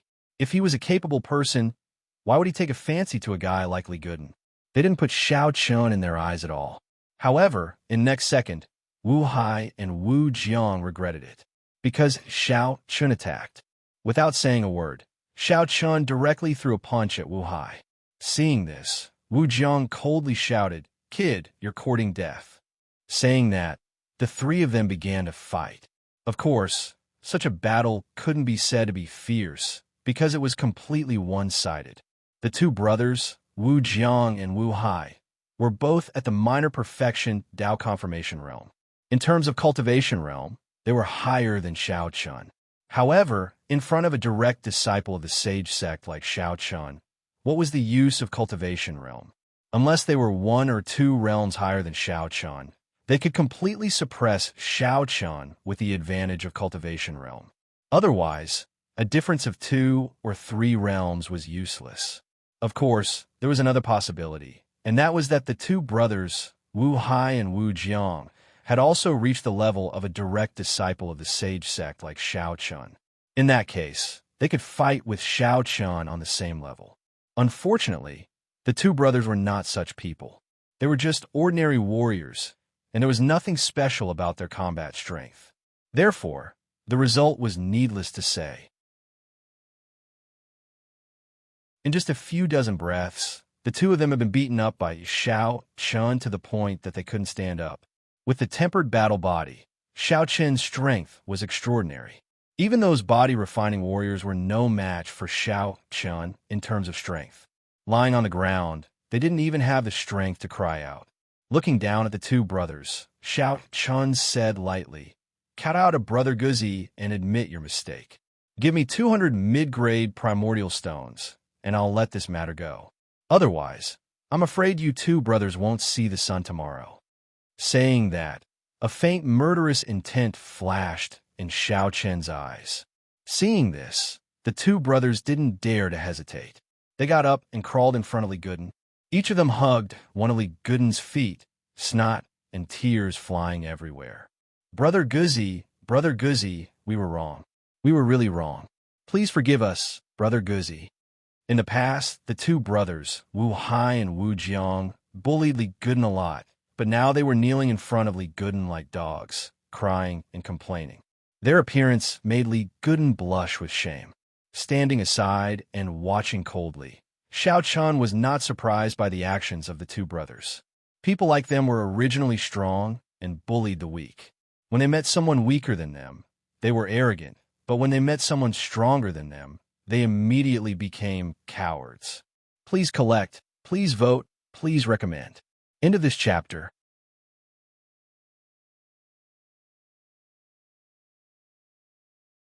Chapter 635. He easily dealt with the two brothers, Wu Jiang and Wu Hai. In the face of their cries, Li Guden viciously let out a sigh of relief. He punched and kicked the two brothers, and in the end, he directly took 500 mid-grade spirit stones from them. Only then did the three of them swagger off. After teaching the two brothers a lesson, Li Guden was in a good mood. Along the way, he kept thanking Shao Chun and even declared that he would drink with Shao Chun until they were drunk. In the face of Li Guden's excitement, Shao Chun did not say anything and just smiled. He understood Li Guden's current mood. A person who had been bullied all year round could finally hold his head high. This kind of feeling must be very exciting. Under Li Guden's lead, the three of them quickly arrived at his residence. It had to be said that as the only son of the eight-direction stockades Li Fong, Li Guden's residence was indeed not bad. In this aspect, Li Guden was much better than the others. It was a small courtyard with a single door and courtyard. The environment was not very good, and there were no decorations. It was indeed nothing compared to the outside world. However, in the Fengyue mountain range, such a courtyard was already very impressive. In the entire eight-direction stockade, there were not many people who could own such a small courtyard. After pushing open the door, Li Guden warmly invited Shao Chun and Gu Lingyao in. He looked around the small courtyard. It was not big, and there were only 4 or 5 rooms. However, it was enough for Shao Chun and the other two. Li Guden's residence did not have a maid's uniform. After all, this was the Fengyue mountain range. There was no place to find a maid. Those who came here were all vicious people. It was simply wishful thinking to expect them to be maids. Li Guden first invited Shao Chun and Gu Lingyao to sit in the main hall. Then, he quickly ran to the kitchen and personally prepared the ingredients for the three of them. Li Guden was really used to living alone. He was very familiar with cooking. Therefore, it did not take long for him to prepare 7 or 8 dishes. The only thing worth praising was the pot of meat stew. This was the meat of a demonic beast that was hunted by the Ba Fong gang. Unfortunately, it was only a low-level demonic beast. In the Fengyue mountain range, what people ate the most was demonic beast meat. After all, this was a continuous mountain range. Demonic beasts hunted humans, and humans hunted demonic beasts as well. The dishes were ready. Next, Li Guden took out a jar of good wine that he had kept for a long time. Although it was a good wine, it was just an ordinary wine in the outside world. He personally poured a glass of wine for Shao Chun and Gu Lingyao. Then Li Guden took the lead and said, Big Brother Xiao Chun, thank you so much for today. I, Li Gooden, would like to propose a toast to you. Today, Xiao Chun had stood up for him. Regarding this, Li Gooden's heart was naturally clean. This guy was just that naive. As he spoke, Li Gooden had already finished his glass in one gulp. Seeing this, Xiao Chun smiled and also finished his glass. After drinking a glass of wine, the three of them began to eat and drink. Of course, most of the time, Xiao Chun and Li Gooden were drinking. As for Gu Lingyao, he only took a small sip each time. Gu Lingyao did not like wine, so he naturally drank less. The atmosphere was quite lively, mainly because of Li Gooden. At this moment, it was as if he had opened a clip and could not stop talking. He chatted with Xiao Chun randomly. As they chatted and drank, the sky unknowingly darkened. At this time, Li Gooden was obviously a little drunk. Perhaps because he was happy, Li Gooden did not use his spiritual energy to refine the wine. Therefore, at this time, Li Gooden's face was flushed red, and he was slurring his words.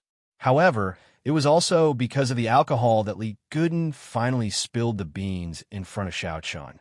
Sitting next to Xiao Chun, Li Gooden said emotionally, "Big Brother Xiao Chun, it's great. Being able to meet you is really a blessing that I, Li Gooden, have cultivated for several lifetimes. Today when Big Brother beat up Wu Jiang and Wu Hai, Big Brother, you know what I was thinking? At that time, I felt as if a big stone in my heart had been lifted. My whole body became relaxed." Li Gooden kept talking. Regarding this, Xiao Chun was also quite helpless. Looking at the sky, it was already late. In the end, Xiao Chun had no choice but to directly knock Li Gooden out and carry him out of the hall. He personally sent Li Gooden back to his room. After that, Xiao Chun and Gu Lingyao also returned to their rooms to rest. In the Wind Moon Mountain Range, Xiao Chun and Gu Lingyao naturally could not sleep in the same room. After returning to his room, Xiao Chun circulated the spiritual energy in his body. In the blink of an eye, his body was completely refined. Sitting on the bed, Xiao Chun began to cultivate. After a silent night, Xiao Chun woke up early the next morning. As usual, he cultivated for a while in the courtyard. Because there was still no news from a Forgotten Worries restaurant, Xiao Chun could not make a move yet. He could only wait patiently. In the blink of an eye, 3 days had passed in the 8-direction stockade. During these 3 days, the 3 Dao emperors sent by the family Nangong had also arrived. Xiao Chun secretly met with them and had them settle down near the 8-direction stockade while waiting for their next move. He did not expose the identities of the 3 family Nangong. After all, who knew if there were any spies of the Qingma gang in the 8-direction stockade? The days seemed to have returned to normal. Although the power was in the Wind Moon Mountain Range, Xiao Chun enjoyed a rare moment of peace in Li Gooden's small courtyard. This was very normal. Xiao Chun basically did not go out. For some reason, Li Gooden had actually started to cultivate with Xiao Chun. Regarding this, Xiao Chun did not say much and imparted some of his cultivation experiences to Li Gooden. 3 days passed in the blink of an eye. On this night, Xiao Chun was cultivating with his eyes closed.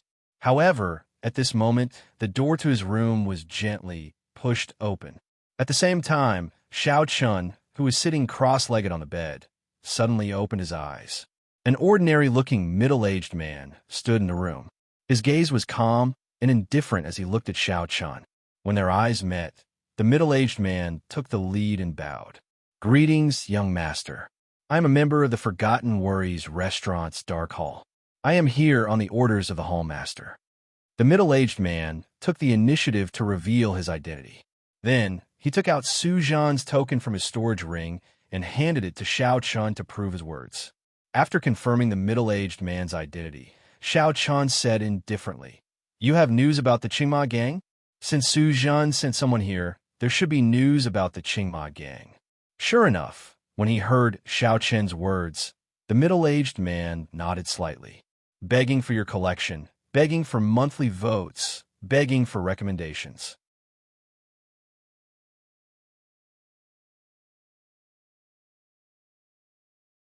Chapter 636. Xiao Chen's eyes glinted when he saw the middle-aged man nodding. "Tell me quickly." The Forgotten Worries restaurant had really just found out. One must know that the Nangong family had yet to find any traces of the Green Horse Gang, but the Forgotten Worries restaurant already had clues. It could be seen that the Forgotten Worries restaurant's intelligence system was much stronger than the Nangong family's. All the major forces in the south of the Tianfeng prefecture had completely underestimated the Forgotten Worries restaurant.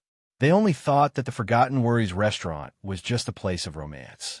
Who would have thought that the Forgotten Worries restaurant had such a powerful intelligence system? Hearing Xiao Qin's question, the middle-aged man did not hesitate. Before coming here, Su Jin had told him that there was no need to hide anything from Xiao Qin. Whatever Xiao Qin asked, the middle-aged man answered honestly. Young master, we have indeed found the whereabouts of the Qingma gang. We have also confirmed that the disciples of the Tianfeng Shengzong and Miss Nangong Yin are not in danger. They are still alive, but not only did they find the whereabouts of the Qingma gang, but they also confirmed the safety of the disciples of the Tianfeng Shengzong and Nangong Yin. Xiao Qin was naturally elated. However, when he heard the middle-aged man's last sentence and saw the awkward expression on his face, Xiao Qin sharply sensed something and asked in a deep voice, "But what?" But according to the current intelligence, this matter might be related to the Tianyue sacred sect. Before the Qingma gang kidnapped Miss Nangong Yin and her group, we secretly learned that the leader of the Qingma gang, Zhao Chong, had secretly met with people from the Tianyue sacred sect.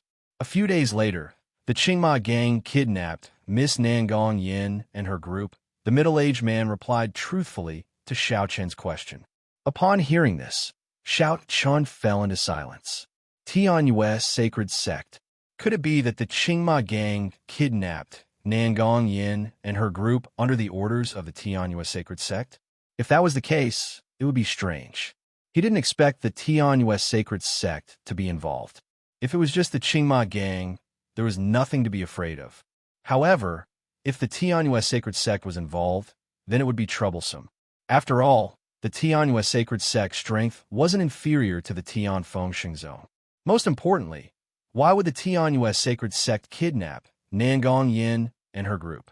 After the kidnapping, they didn't mention any conditions and didn't kill Nangong Yin and Nangong Yin's group.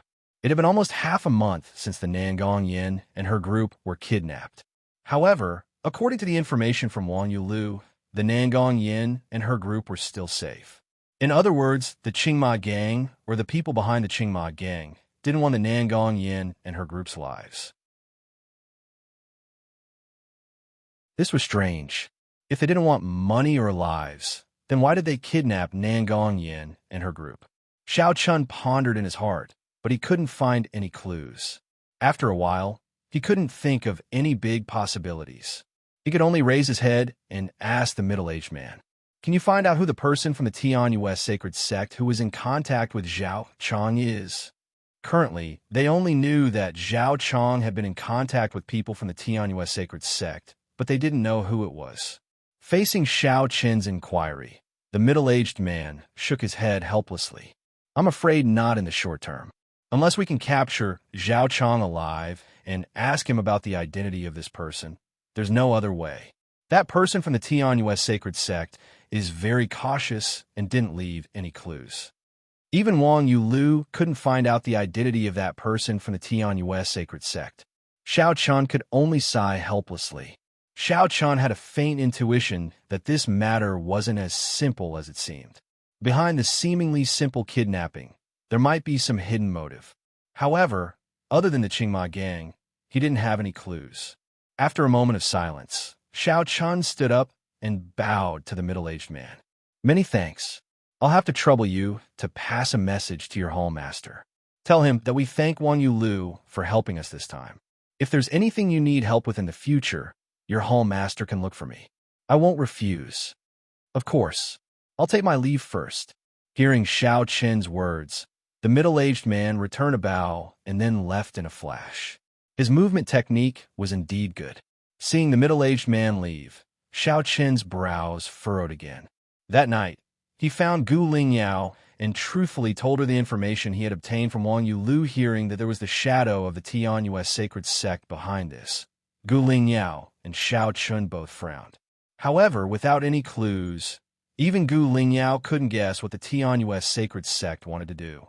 In the end, after a round of discussion, the two of them decided to temporarily ignore the Tianyue sacred sect's motive. The most important thing was to rescue the Nangong Yin and the others. Moreover, the Nangong Yin might know something. Perhaps they would be able to find out the Tianyue sacred sect's motive after rescuing the Nangong Yin. Even if they didn't know, rescuing the Nangong Yin and the others was the main objective of this mission. As for other matters, they could put them aside for now. After making the decision, Xiao Chun and Gu Lingyao prepared to leave immediately. After staying in 8 Direction Stockade for 3 days, they originally planned to use Li Guden's identity to do some things. However, it seemed that there was no need for that now. The Wang Yulu was very efficient. Taking advantage of the night, Xiao Chun and Gu Lingyao left 8 Direction Stockade. However, before leaving, Xiao Chun left a letter for Li Guden. The content was very simple. Brother Guden, I have something to do. I will leave first. We will definitely meet again in the future. Don't worry. He didn't disturb Li Guden. Of course, when Xiao Chun said that they would meet again, he would take Li Guden and his father away from the Fengyue Mountains after solving the problem of the Nangong Yin and the others. After getting along with each other for a few days, Xiao Chun was sure that Li Guden wasn't a bad person. Such a person didn't belong to the Fengyue Mountains. Since they were fated to meet, and he had the ability, he naturally had to lend a helping hand. Xiao Chun was not a compassionate person, and he would never talk about helping the world and saving people. There were only 2 reasons why he helped Li Guden. Firstly, Li Guden wasn't a bad person. On the contrary, he was very naive. Xiao Chun liked such a person very much. Secondly, it was probably fate. It was fate that he was able to meet Li Guden in the Fengyue Mountains. Since they were fated to meet, then what harm was there in lending a helping hand? Xiao Chun and Gu Lingyao left. They found the 3 Dao Emperor realm experts of the family Nangong outside 8 Direction Stockade and told them about what had happened. The group of them rushed towards the Qingma gang's secret base. After a night of silence, Li Guden saw the letter Xiao Chun left for him when he arrived at the main hall early in the morning. A wisp of sorrow flashed through Li Guden's eyes as he silently read the contents of the letter. However, he quickly returned to normal. Xiao Chun said that they would meet again. Li Guden chose to believe in Xiao Chun. Since they would meet again, then what was there to be sad about? Please add this letter to your collection. Please recommend it.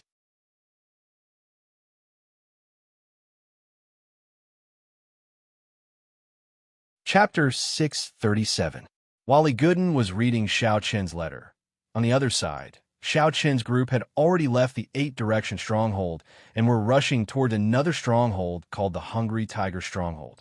According to the information provided by the Forgotten Worries restaurant, the Qingma gang was currently hiding in a valley not far from the Hungry Tiger Stronghold. It was an unknown valley. Due to the rugged path and the fact that there was nothing special about it, very few people would go there. Therefore, after kidnapping the Nangong Yin group, the Qingma gang had been hiding there. The 3 Dao emperors sent by the family Nangong were members of the family Nangong.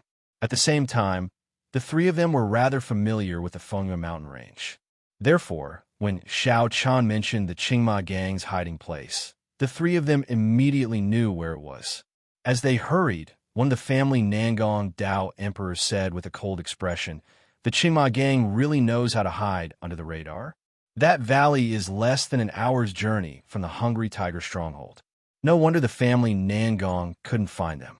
The Green Horse gang's choice of hiding place was indeed unexpected. After all, they had kidnapped the young miss of the Nangong family.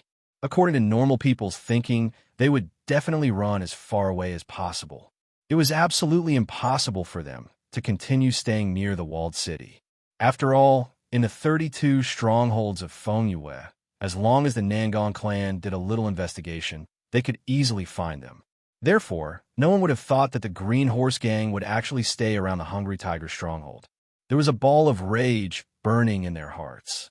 Or perhaps it was because the Nangong clan was unable to find the whereabouts of the Azure Horse gang after investigating for so long, Yet the worry-forget restaurant had accomplished it in a short period of a few days. They felt like they'd lost face, so these 3 Dao Emperor Realm experts of the Nangong clan were extremely displeased.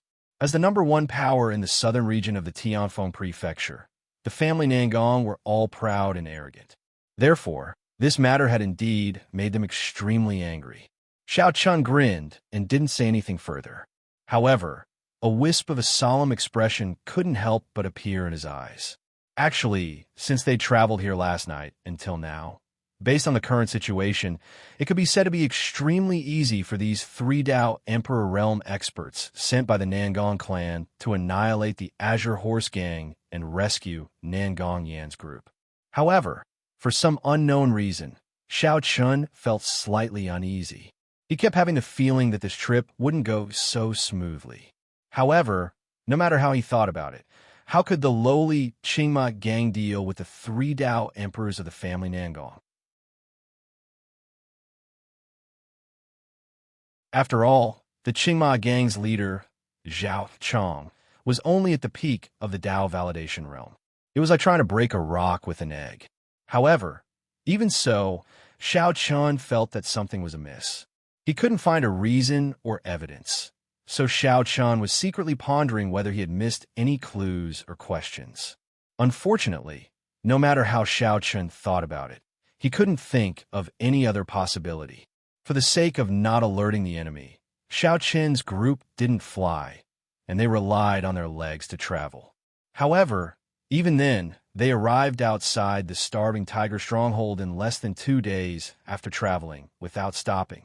As he gazed at the Starving Tiger stronghold that was similar in scale to the 8-direction stronghold, Xiao Chun said to the 3 family Nangong experts at the side, "Seniors, there's no need for us to enter the Starving Tiger stronghold. We've been causing trouble all this time, so we'd like to rest for a while. We've exhausted quite a bit of energy from traveling for 2 days, so we'll head out to rescue young Miss Nangong and the others after we've adjusted our states." Originally, Xiao Chun and the others were completely capable of making a move upon arriving here.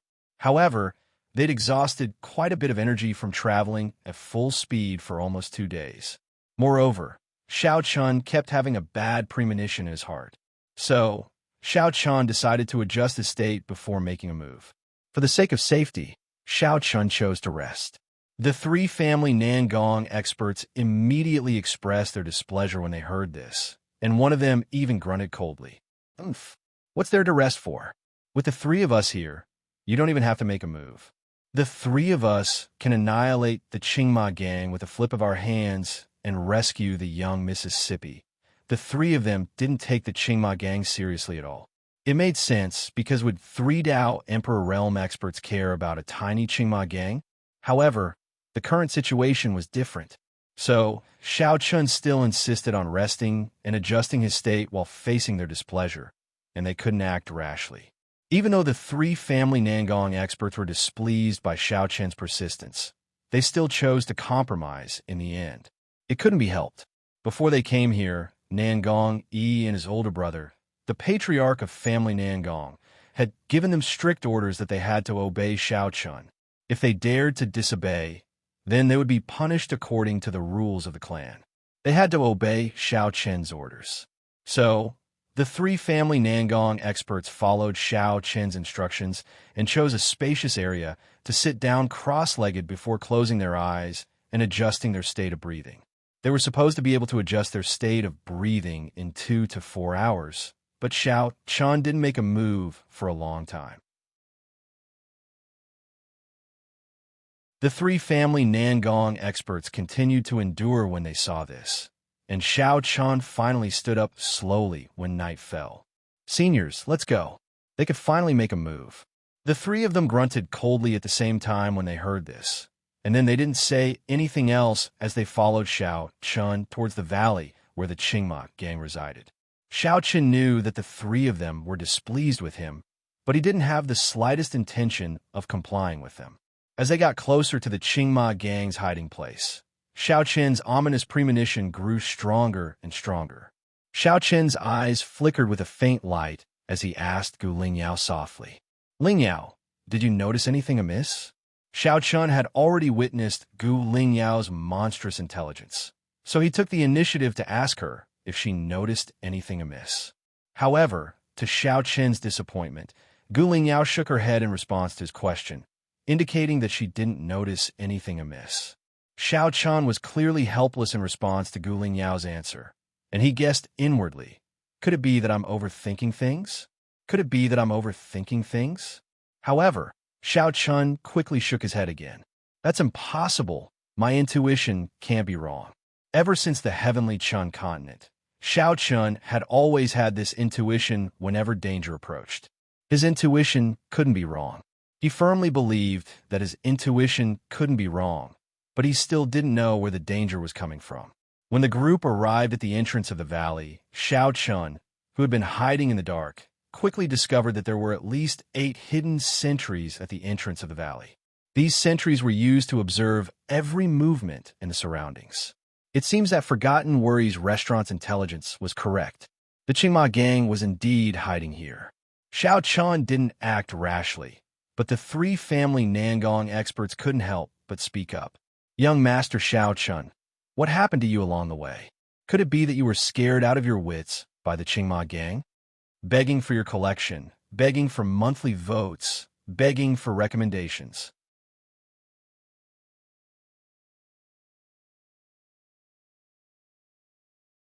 Chapter 638. The family Nangong expert's tone was filled with dissatisfaction. It was obvious that the 3 of them were infuriated by Xiao Chen's actions along the way. From the 3 of them's point of view, since they already knew where the Qingma gang was hiding, they should just charge in and kill them. However, Xiao Chun was being extremely careful. It was as if he was afraid of the Qingma gang. They were already at the entrance of the valley, but Xiao Chun still had no intention of attacking. He was still observing his surroundings. This caused the 3 family Nangong experts to explode with anger. In the face of the family Nangong experts' questioning, Xiao Chun replied, without batting an eyelid. Even a lion would use all its strength to hunt a rabbit. The 3 family Nangong experts were furious when they heard Xiao Chen's words. However, they didn't know how to refute him. After all, Xiao Chen's actions weren't wrong. They only felt that Xiao Chun was too cowardly. A mere Qingma gang had scared him to this extent. They couldn't help but look at Xiao Chun with disdain. Xiao Chun didn't care what the 3 of them were thinking. They naturally didn't realize that something was wrong. Xiao Chun did not care about the sullen 3 masters of the Nangong family. He hid in the dark and observed for more than an hour, but he did not find anything out of the ordinary. Other than the hidden guards, everything else was normal. He didn't find anything suspicious.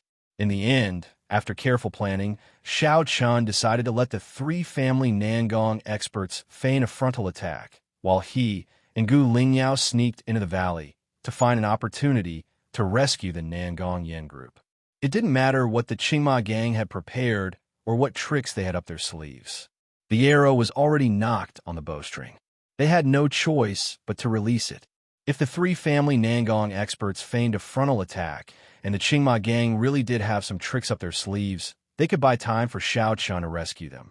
However, if the Qingma gang didn't have any tricks up their sleeves, everything would just be his wishful thinking. That would be even better. They could directly attack and destroy the Qingma gang. Xiao Chen's plan was to use the 3 family Nangong experts as bait. No matter how the Qingma gang reacted, the 3 of them would bear the brunt of the attack. Don't think that Xiao Chen's plan was familiar. There was no other choice. Xiao Chun and Gu Lingyao weren't strong enough to act as bait. If the Qingma gang really did have some tricks up their sleeves, Xiao Chun and Gu Lingyao would be doomed. Xiao Chun briefly explained the plan to the 3 of them. It was very simple. Xiao Chun only had one sentence for the 3 of them, and that was to attack head-on.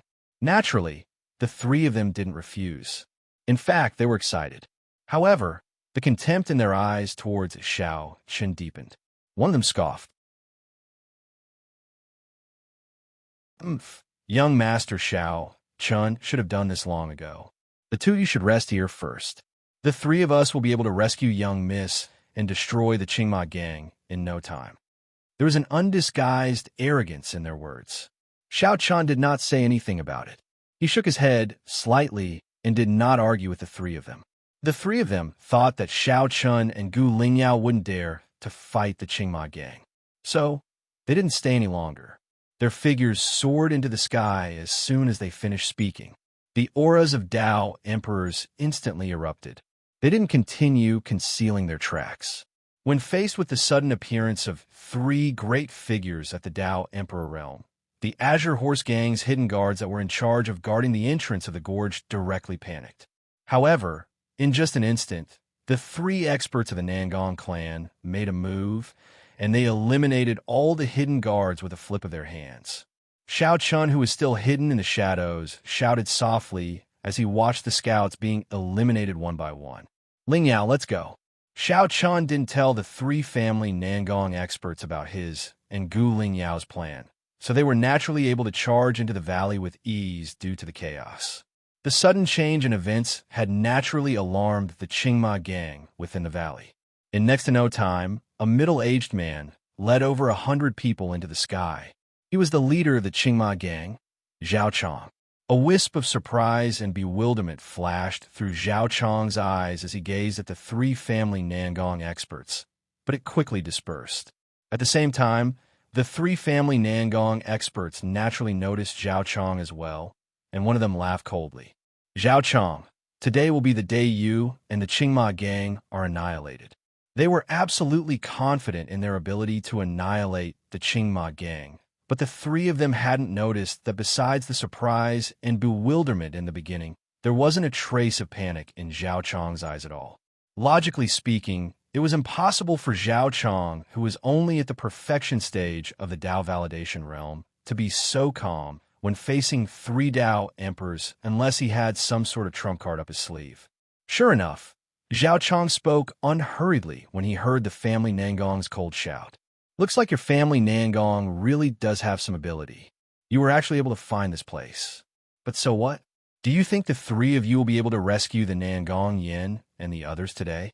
He was extremely calm and didn't panic at all. As soon as Zhao Chong finished speaking, three Dao Emperor Realm auras shot into the sky from the depths of the valley as well.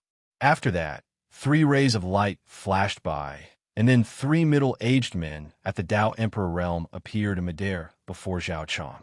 There are three Dao Emperor Realm experts hidden in the Qingma gang.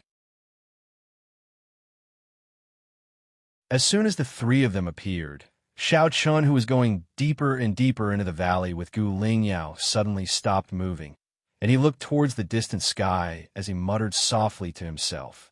As expected, the Qingma gang really did have trump cards up their sleeves. Xiao Chen's intuition wasn't wrong. As he gazed at the six Dao Emperor Realm experts who stood opposite each other in midair, Xiao Chun didn't know if the three members of the family Nangong would be able to win. Fortunately, Xiao Chun was prepared.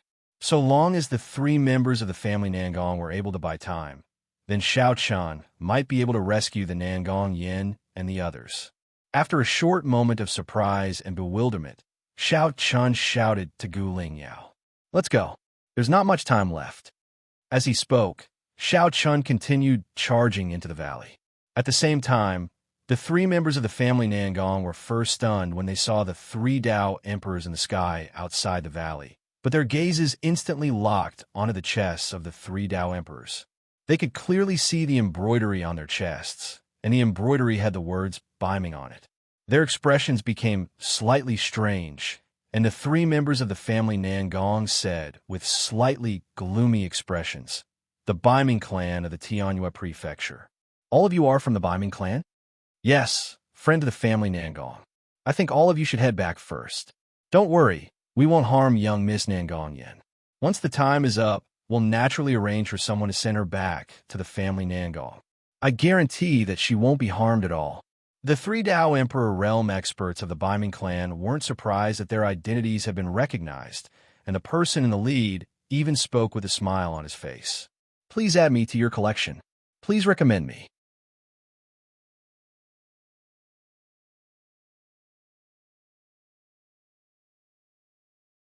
Chapter 639. The Biming clan of Tianyue Prefecture was the largest clan in the western region of Tianyue Prefecture. Their strength was on par with family Nangong. They didn't expect to see the Biming clan here. For a moment, the expressions of the three members of family Nangong changed. At the same time, they were secretly ashamed. They had said that Xiao Chun was a coward, but it seemed like that wasn't the case at all. Could it be that young Master Xiao Chun had already noticed something? One of the family Nangong experts whispered, "Perhaps. We've really underestimated young Master Xiao Chun. Let's not talk about this for now. What should we do now? The Biming clan is here. Things aren't going to be easy." They thought that they could easily destroy the Qingma gang, but the appearance of the Biming clan had completely disrupted their plans. After a short moment of silence, the leader of family Nangong said coldly, "Does the kidnapping of the young miss have anything to do with your Biming clan?" It was normal for family Nangong to guess that the Biming clan had appeared here. Moreover, the family Nangong had already found it strange. The Qingma gang was just a small gang. Where did they get the courage to kidnap the young miss of the family Nangong? Now, everything was clear. The Qingma gang was backed by the Biming clan. It was also because of the Biming clan's support that the Qingma gang dared to attack the Nangong Yan. The leader of the Biming clan smiled faintly in the face of the family Nangong expert's questioning. Who knows?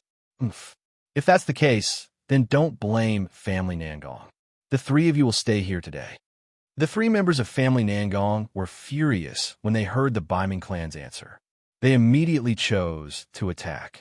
Although the appearance of the Biming clan was very surprising, there was no turning back now. No matter what, they had to rescue the Nangong Yin today.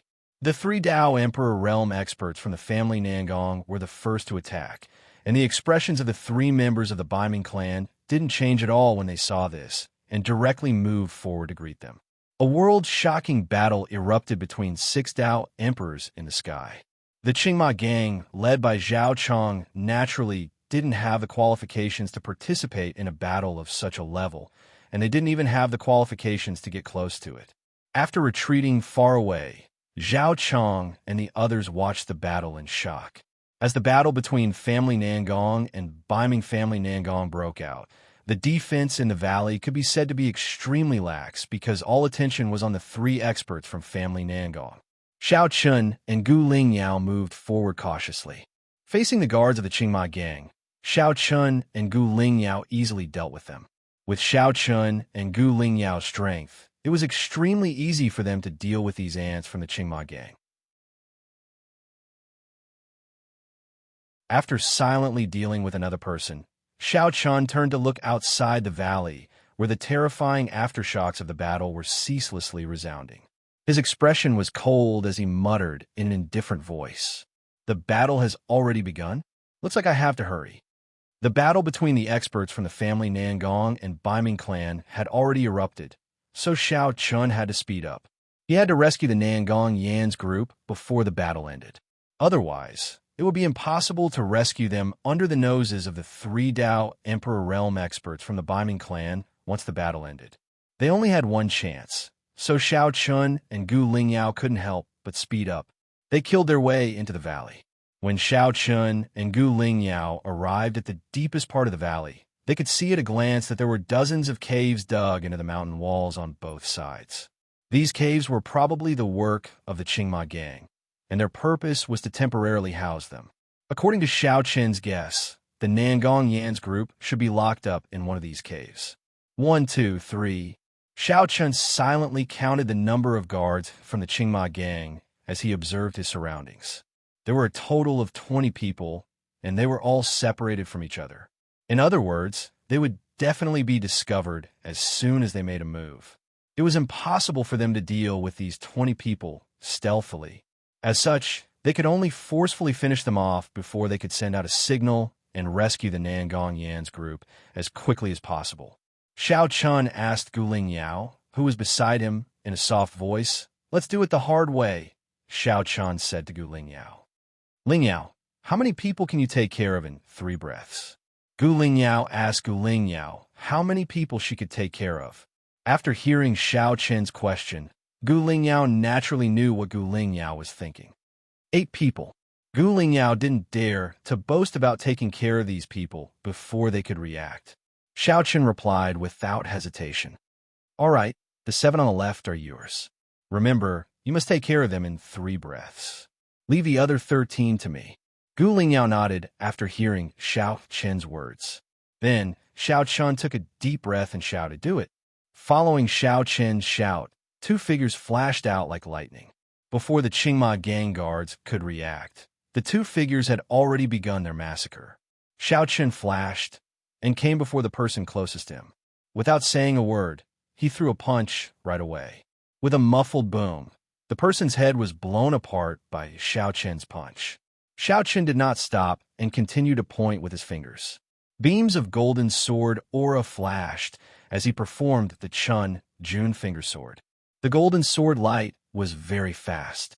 At the same time, Xiao Chen's body didn't stop as he used the Chun Jun sword finger. He immediately flew towards another person. He had to be fast. At this moment, time was life. He couldn't let these guards sound the alarm. Otherwise, it would definitely alert Zhao Chong and the others outside the valley. It would be troublesome then. In less than 3 breaths of time, Xiao Chun had already finished off the 13 guards he was in charge of. When he turned around, he saw that Gu Lingyao had also finished off the last person. None of the 20 guards were spared. Moreover, they didn't alert Zhao Chong and the others outside. Xiao Chen secretly heaved a sigh of relief. Then, he and Gu Lingyao began to search for the place where Nangong Yin and the others were imprisoned. There were more than 10 caves in total. Xiao Chun and Gu Lingyao split up and searched one cave after another. Finally, when Xiao Chun stepped into the entrance of a cave, a ray of golden light suddenly shot up into the sky. This golden light was a glyph array. However, it didn't have the slightest bit of offensive power. However, Xiao Chen's expression changed drastically. Oh no, this was a warning glyph array. As expected, when the golden light shot up into the sky, the expressions of the 3 experts from the Biming family outside the valley changed. The leader of the 3 shouted angrily, "Damn it! Someone has broken into the valley. Zhao Chong, what are you waiting for? Hurry up and bring people back. You must protect Nangong Yin and the others." Begging for collection, begging for monthly votes, begging for recommendations. End of chapter.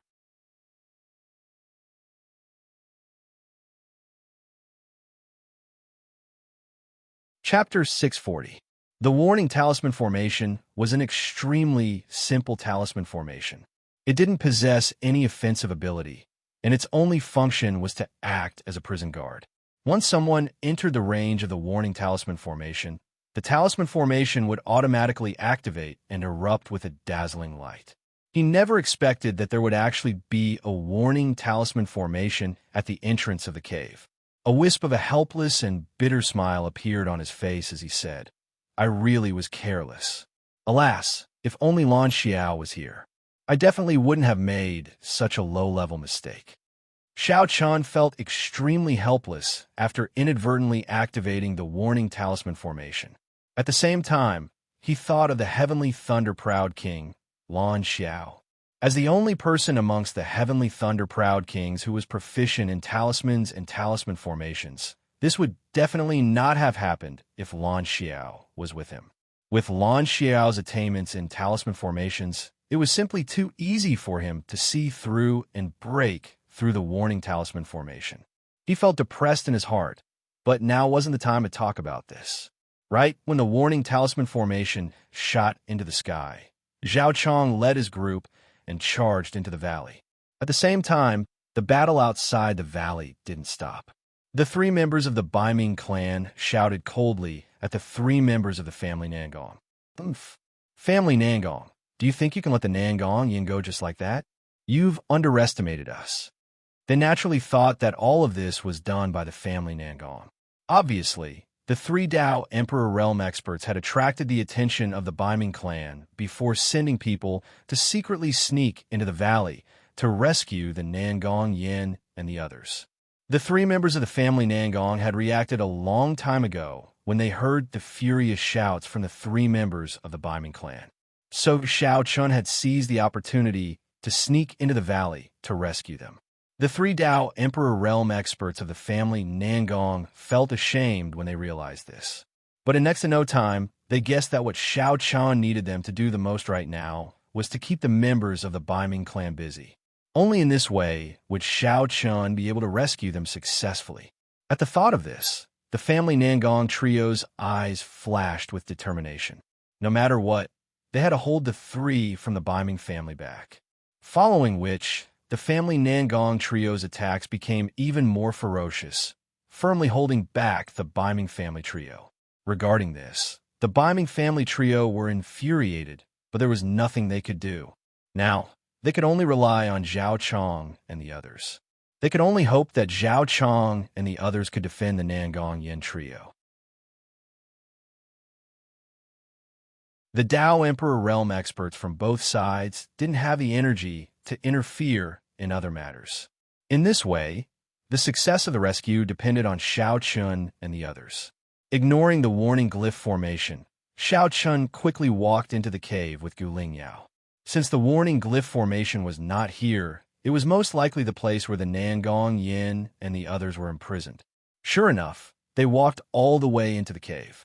At the end of the cave, there was a prison that was only a little over 10 square meters in size. The prison was divided into 2 cages by stone pillars. One of them imprisoned a young woman who was extremely heroic, while the other imprisoned 12 disciples of the Tianfeng Shengzong. When they saw Xiao Chun and Gu Lingyao walk over, the disciples of the Tianfeng Shengzong were immediately overjoyed, and they all called out, "Senior brother Xiao Chun." These people were all ordinary disciples of the Heavenly Wind Saint sect. Naturally, they knew about Xiao Chun, who was a famous figure. When faced with their pleasant surprise, Xiao Chun didn't say anything and directly shattered the cage with a punch before removing the restrictions on them. After rescuing the disciples of the Tianfeng Shengzong Yin, Xiao Chun turned around and walked to the other cage. "You're the Nangong Yin?" "That's right." Hearing Xiao Chun's words, the Nangong Yin nodded in response.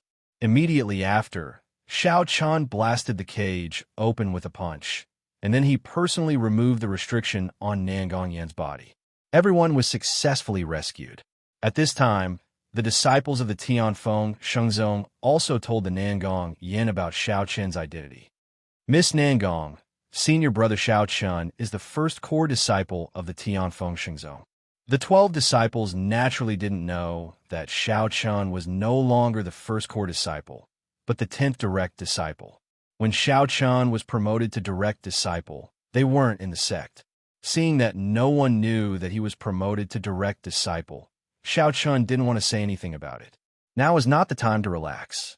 The warning glyph array had already been activated, and the people of the Qingma gang were definitely on their way here.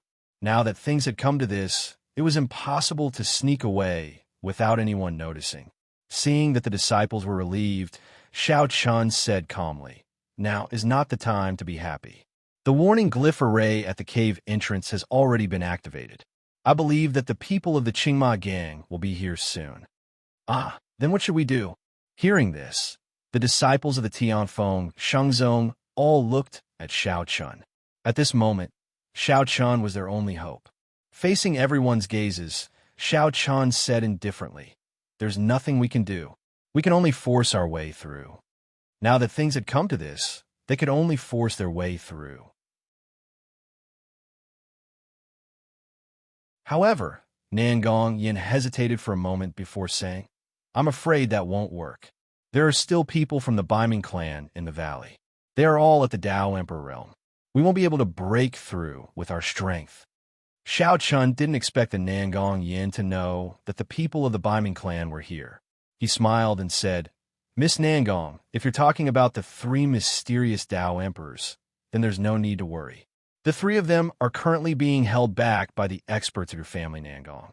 As long as we can break through the Qingma gang's encirclement, we'll be able to escape." The experts of the family Nangong had already held back the people of the Baiming clan. Hearing this, the Nangong Yan's eyes lit up, and her confidence increased greatly. "Then there's a chance." The Nangong Yin was overjoyed and said with a smile, "Without the experts of the Baiming clan, they only needed to deal with the Qingma gang. They still had a fighting chance." Then, under Xiao Chen's lead, the group walked out of the cave with large strides. As expected, Zhao Chong and his men had already arrived outside the cave. Over 100 members of the Qingma gang surrounded the cave tightly. When they saw Xiao Chun and the others striding out, Zhao Chong laughed loudly. "Huh, Miss Nangong, what do you plan to go? It's not time yet. I'm afraid you'll have to stay here for a few more days." Humph. The Nangongyan snorted coldly when she heard Zhao Chong's words. She clenched her fists tightly, and her eyes looked as though they were about to spit fire. Seeing the look on the Nangongyan's face, Xiao Chun was even more certain of his conjecture. The kidnapping of the Nangongyan was definitely arranged by that person from the Tianyue sacred sect. Moreover, the reason why that person kidnapped the Nangongyan, based on the current situation, was probably to stall for time. In order to allow the Nangongyan to stay here, that person kidnapped her. However, what was that person from the Tianyue sacred sect trying to do? Why was he afraid of the Nangongyan? This thought flashed through his mind. Things were getting more and more interesting. However, now was not the time to think about this. Suppressing his curiosity, Xiao Chen's gaze fell on Zhao Chong. If he could defeat him, everyone could escape. Begging for your collection, begging for monthly votes, begging for recommendations. End of chapter.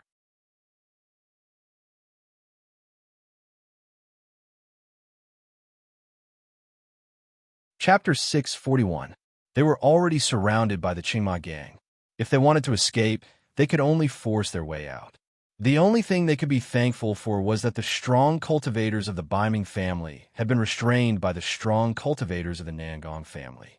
Only then could Xiao Chun and the others have the strength to fight. Otherwise, no matter how heaven-defying Xiao Chun was, he would definitely not be a match for 3 Dao Emperors. Xiao Chun stared at Zhao Chong indifferently. As the leader of the Qingma gang, Zhao Chong did not have many distinguishing features.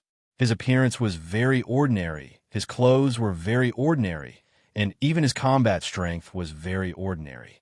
Just as Xiao Chong was staring at Zhao Chong looked at Nangongyan and said with a smile, "Miss Nangong, it's not time yet. I'm afraid you can't leave yet." Humph. Nangongyan snorted coldly when she heard Zhao Chong's words. At the same time, Xiao Chun said indifferently, "Zhao Chong, leave Zhao Chong to me. Ling Yao, you lead the others to deal with the Qingma gang. Break out of the encirclement as soon as you have the chance. Don't get caught up in the battle." Xiao Chun immediately made the arrangements. Nangongyan looked at Xiao Chun and said with a worried expression, "Zhao Chong is at the peak of the Dao validation realm. Are you a match for him?" Xiao Chun was the first disciple of Tianfeng Shengzong. However, it was still too difficult for him to defeat Zhao Chong. Therefore, Nangongyan was worried and doubtful when she said this to Xiao Chun.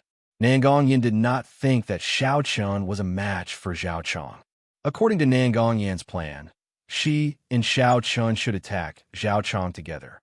That way, they might have a chance. However, it seemed that Xiao Chun did not have this plan.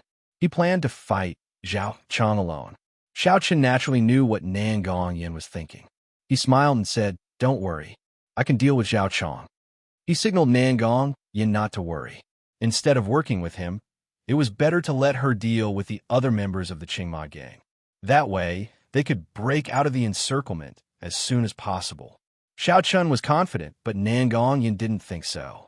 She frowned at Xiao Chun's refusal. Zhao Chong's strength can't be underestimated. Besides, the difference in cultivation between the two of you is too great. You alone. Nangongyan still wanted to say something, but this time, Xiao Chun ignored her. Before she could finish, Xiao Chun had already growled and rushed toward Zhao Chong. "Do it." He rushed toward Zhao Chong. Seeing this, Zhao Chong sneered. "Humph. You're asking for it, kid." Zhao Chong sneered. Nangongyan stomped her feet in anger. "Humph. One arrogant guy. You want to defeat Zhao Chong, who is at the peak of the Dao validation realm. Do you think you're a personal disciple?"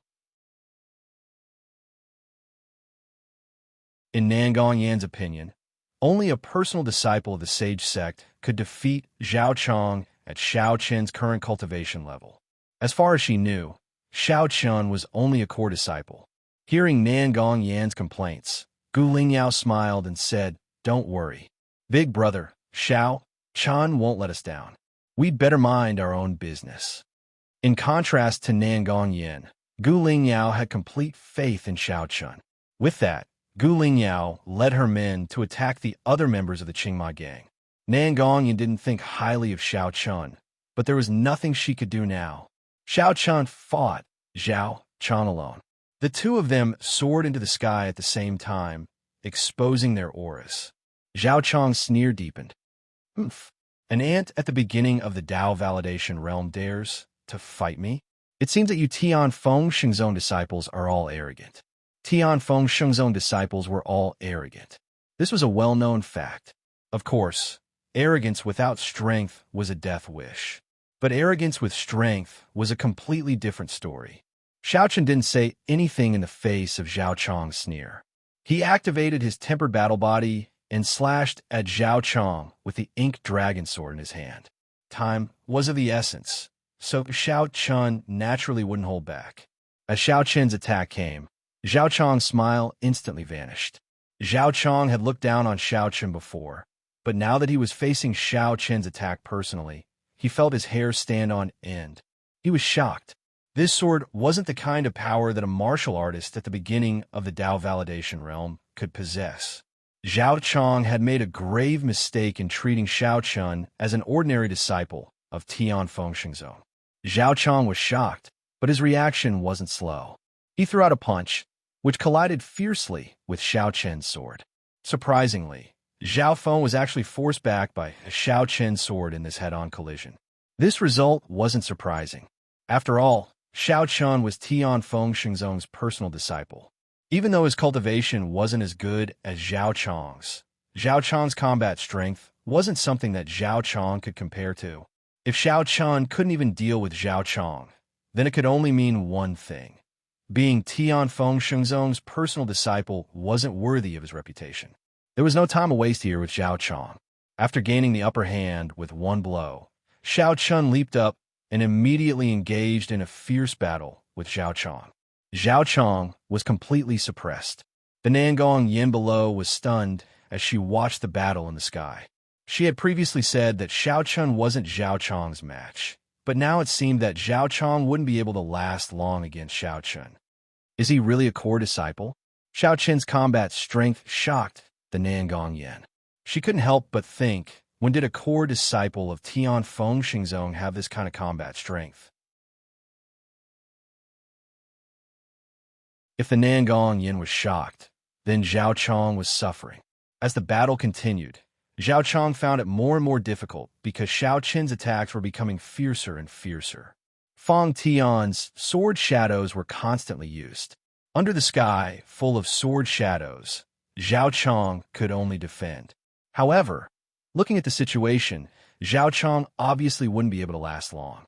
His defeat was only a matter of time. Damn it! How can this kid be so strong? He roared madly in his heart. In Zhao Chong's opinion, Xiao Chun was only a junior at the beginning of the Dao validation realm.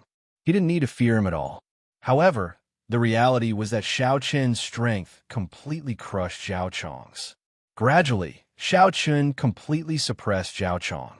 On the other hand, Zhao Chong could only defend tirelessly. They'd already noticed the battle between Xiao Chun and Zhao Chong. At this moment, the 6 Dao emperors of the Baiming clan and Nangong clan were fighting fiercely without end in the sky outside the valley. However, at this moment, it was the members of the Baiming clan's turn to be livid. They'd already noticed that Zhao Chong wasn't a match for Xiao Chun. Moreover, the members of the Qingma gang were completely unable to stop Gu Lingyao and Nangong Yin from breaking out of the encirclement. One of the Baiming clan's experts shouted coldly with a gloomy expression, "Zhao Chong, that piece of trash. He can't even stop a kid." The family Nangong expert who was fighting with him sneered in response to his cold shout. "You still have the mood to care about others? I think you should take care of yourself first." Begging for a monthly vote, begging for a recommendation. In a chapter,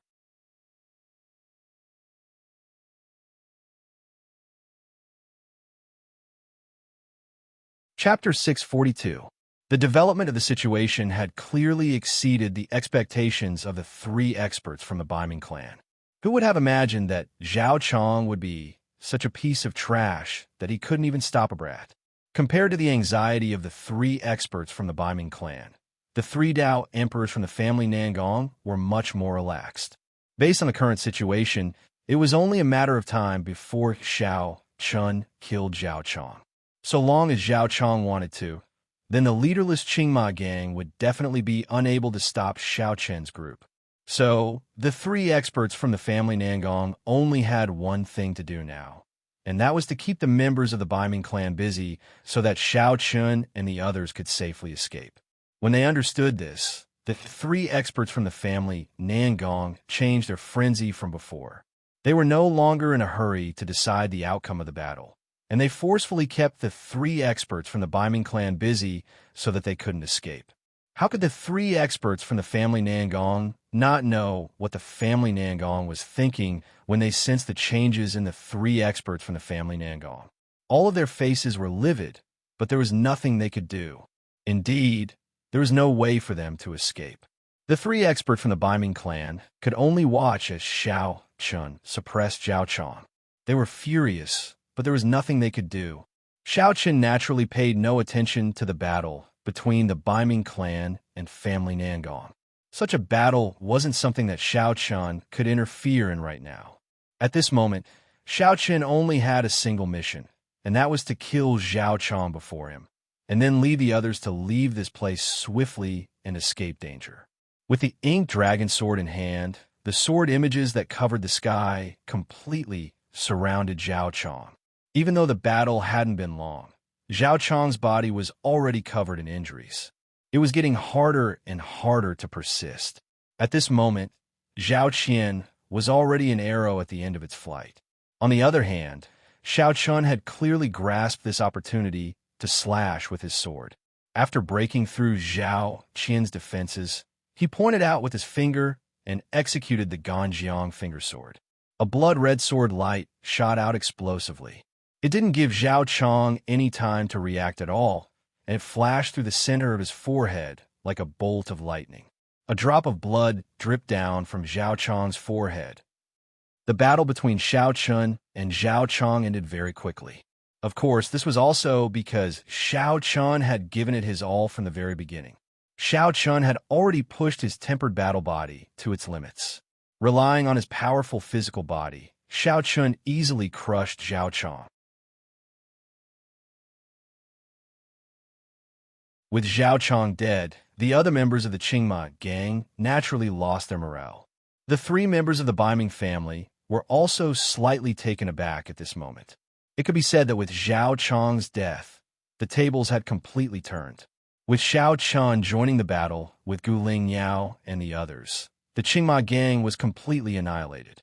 Even their strongest member, Zhao Chong, had been killed by Xiao Chun. As such, how could the rest of the Qingma gang be a match for Xiao Chun? Don't get caught up in the battle. Break through with all your might. Xiao Chun took the initiative to join the battle and shouted. Then, he led everyone out of the valley. Following behind Xiao Chun and looking at his back, Nangong Yin still felt like she was in a dream. She exclaimed in her heart, "He really killed Zhao Chong." The Nangong Yin couldn't accept the fact that Xiao Chun had killed Zhao Chong. However, now wasn't the time to talk about this. He followed behind Xiao Chun and charged forward. On the other hand, without Zhao Chong, the Qingma gang couldn't stop Xiao Chun and the others from breaking through the encirclement.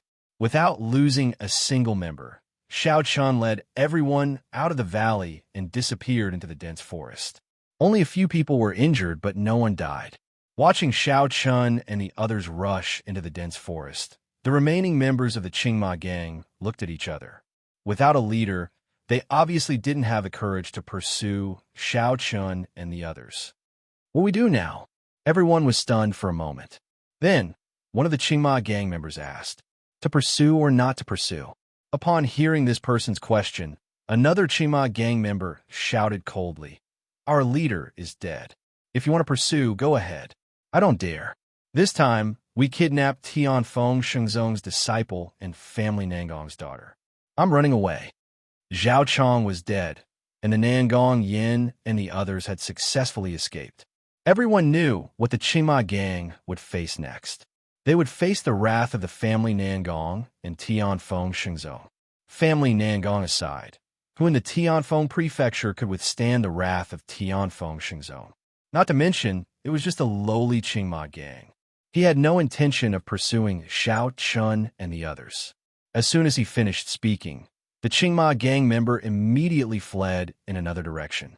Clearly, he was prepared to escape. Otherwise, if the wrath of Tianfeng Shengzhou arrived, none of them would be able to survive. One of them began to flee. Very quickly, the remaining members of the Green Horse gang scattered in all directions like a swarm of bees. When the tree falls, the monkeys scatter. Seeing the Qingma gang members flee, the faces of the three experts from the Baiming family, who were still in the midst of a fierce battle, darkened. At this point, the three of them knew that they had failed. The Nangong Yin and Tianfeng Shengzhou's disciples had successfully escaped. After admitting defeat, the leading expert from the Baiming family looked at the leader of the family Nangong and said, "Now that Miss Nangong Yin is out of danger, there's no need for us to continue fighting, right? This won't benefit anyone. It'll only result in a lose-lose situation." Now that the Nangong Yin had escaped, the Baiming family had no reason to continue fighting. However, the leader of the family, Nangong, laughed coldly when he heard this. "Sai, there's no need to rush. Our miss has just escaped. Let's continue fighting for 3 days and 3 nights. Once our miss has reached a safe place, our family Nangong will naturally stop." It was impossible to stop now. After all, the Nangong Yin had just escaped. Who knew if the Baiming family had any backup plans? If they allowed the Nangong Yin to fall into the hands of the Baiming family, the three of them would have committed a grave sin. Therefore, the three experts from the family Nangong intended to continue stalling the three from the Baiming family until the Nangong Yin arrived at a safe place. Only then would they allow the Baiming family to leave. Only then would they be able to ensure that nothing would go wrong. The Baiming family member was furious when he heard the leader of the family Nangong. He wanted to shout angrily, but he didn't say anything. Based on the current situation, the family Nangong had already made up their minds to stall him. In this way, it was useless to say anything. He could only accompany the three from the family Nangong in battle. Perhaps this battle would only end when they felt that it was about time. The members of the Azure Horse Gang had dispersed in an uproar. However, the battle between the 6 Dao Emperors in the sky was still going on. However, at this moment, the battle between the 6 of them wasn't as intense as it was before this. Anyone was able to discern that the objective of their battle was to buy time, and it wasn't for the sake of deciding a victor at all. Begging for your collection, begging for monthly votes, begging for recommendations. End of chapter.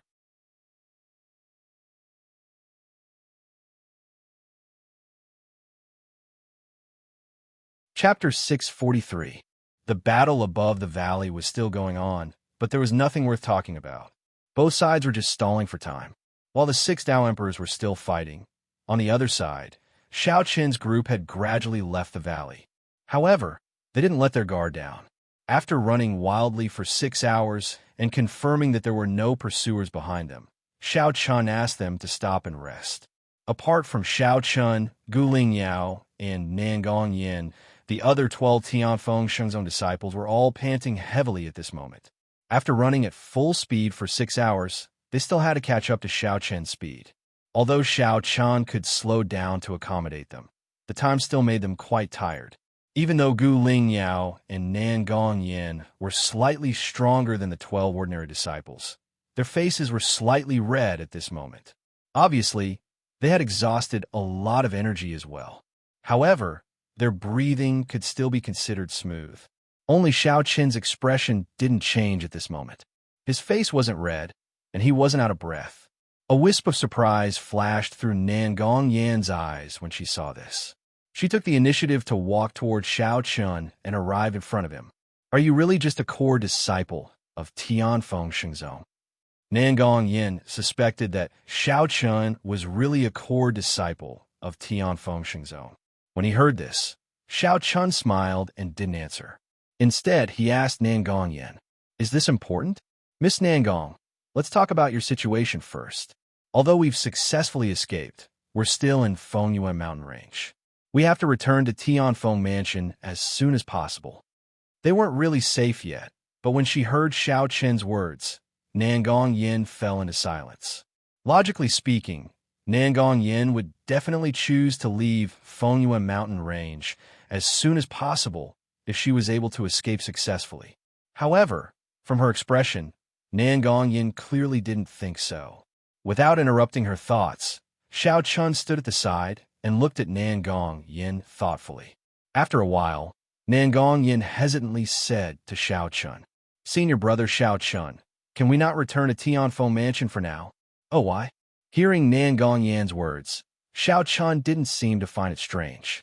After all, Xiao Chun had already guessed that Nangong Yin must have been kidnapped by the Qingma gang for some reason. Facing Xiao Chun's question, Nangong Yin wasn't stupid. She knew that Xiao Chun must have seen through the clues, so she didn't hide it from Xiao Chun. Because I want to go to the Saint's tomb." "Saint's tomb?" Hearing Nangong Yan's words, Xiao Chun, Gu Lingyao, and the other 12 Tianfeng Shengzong disciples were stunned. What kind of place was a saint's mausoleum? It was the place where a saint fell. Every saint's mausoleum represented a great opportunity. Therefore, in the Sky River continent, every time a saint's mausoleum appeared, it could be said to be a grand event. Seeing that everyone's eyes were locked on her, Nangong Yin finally spoke the truth. The kidnapping of Nangong Yin this time was all because of this saint's mausoleum.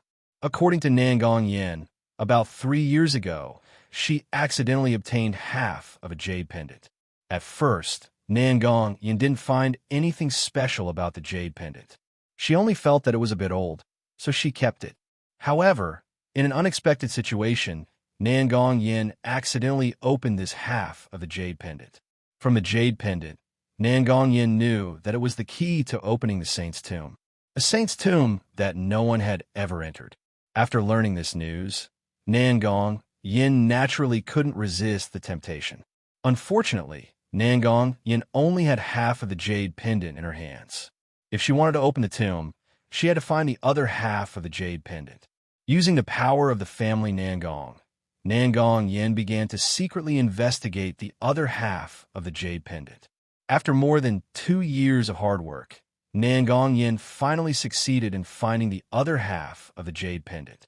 Unfortunately, the other half of the jade pendant had fallen into the hands of a direct disciple of the Tianyue holy sect. Su Tianzi, the 7th direct disciple of the Tianyue holy sect. The other half of the jade pendant is in his hands. Nangong Yin said slowly. Hearing this, Xiao Chun had basically guessed what had happened, so he immediately said, "That's right. So you secretly contacted Su Tianzi and wanted to invite him to the Fengyue mountain range to open the saint's tomb together. In order to not arouse suspicion, you deliberately used the identity of the family Nangong to announce, in Tianfeng Shengzong, that the family Nangong had a batch of treasures that they wanted to transport to the Tianyue prefecture. They had to pass through the Fengyue mountain range, so they needed the protection of the Tianfeng Shengzong disciples. At the same time, you secretly discussed with Su Tianzi and found the Qingma gang. At first, you wanted the Qingma gang to take action, but only kidnap the Tianfeng Shengzong disciples. Then you and Su Tianzi would enter the saint's tomb. After that, you asked the Qingma gang to release the Tianfeng Shengzong disciples. This way, no one would know about the existence of the saint's tomb, right?" Xiao Chen said lightly. Hearing this, Nangong Yin nodded. Xiao Chen was right.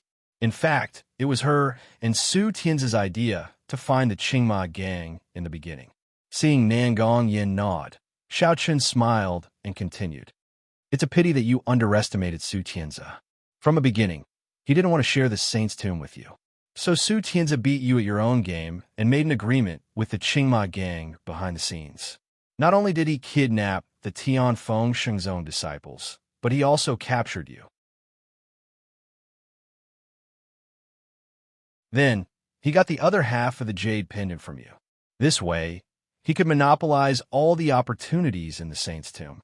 After Xiao Chun finished speaking, Nangong Yin nodded again. Indeed, this was the whole story. She had been tricked by Su Tianze. According to the information from Wang Yulu, the Qingma gang had secretly contacted someone from the Tianyue sacred sect. Now, it seemed that this person was Su Tianze. After Nangong Yin spoke of the matter, the whole process of the matter was already very clear, and the doubts of the past were also solved one by one. For example, the Qingma gang kidnapped Nangong Yin without making any demands or killing her. The Qingma gang originally had no intention of harming Nangong Yin and the others. As long as Su Tianze obtained the inheritance of the saint's tomb, the Qingma gang would naturally release Nangong Yin and the others unscathed. The only thing that Xiao Chan didn't expect was that the saint's tomb was hidden behind this matter. Xiao Chan was naturally very interested in the saint's tomb because it was very likely that a saint's lifelong inheritance was there. This was something that no one could ignore. Xiao Chun looked indifferently at Nangong Yin and asked, "So, you want to go to the saint's tomb now?" However, how can you be sure that Su Tianze hasn't opened the saint's tomb yet? Perhaps he has already obtained an opportunity and left the Fengyue Mountains? Please add, please vote, please recommend. In a chapter that you're tuning in to the Warrior Lore YouTube channel. Don't forget to subscribe and join us on this journey to catch the most captivating stories.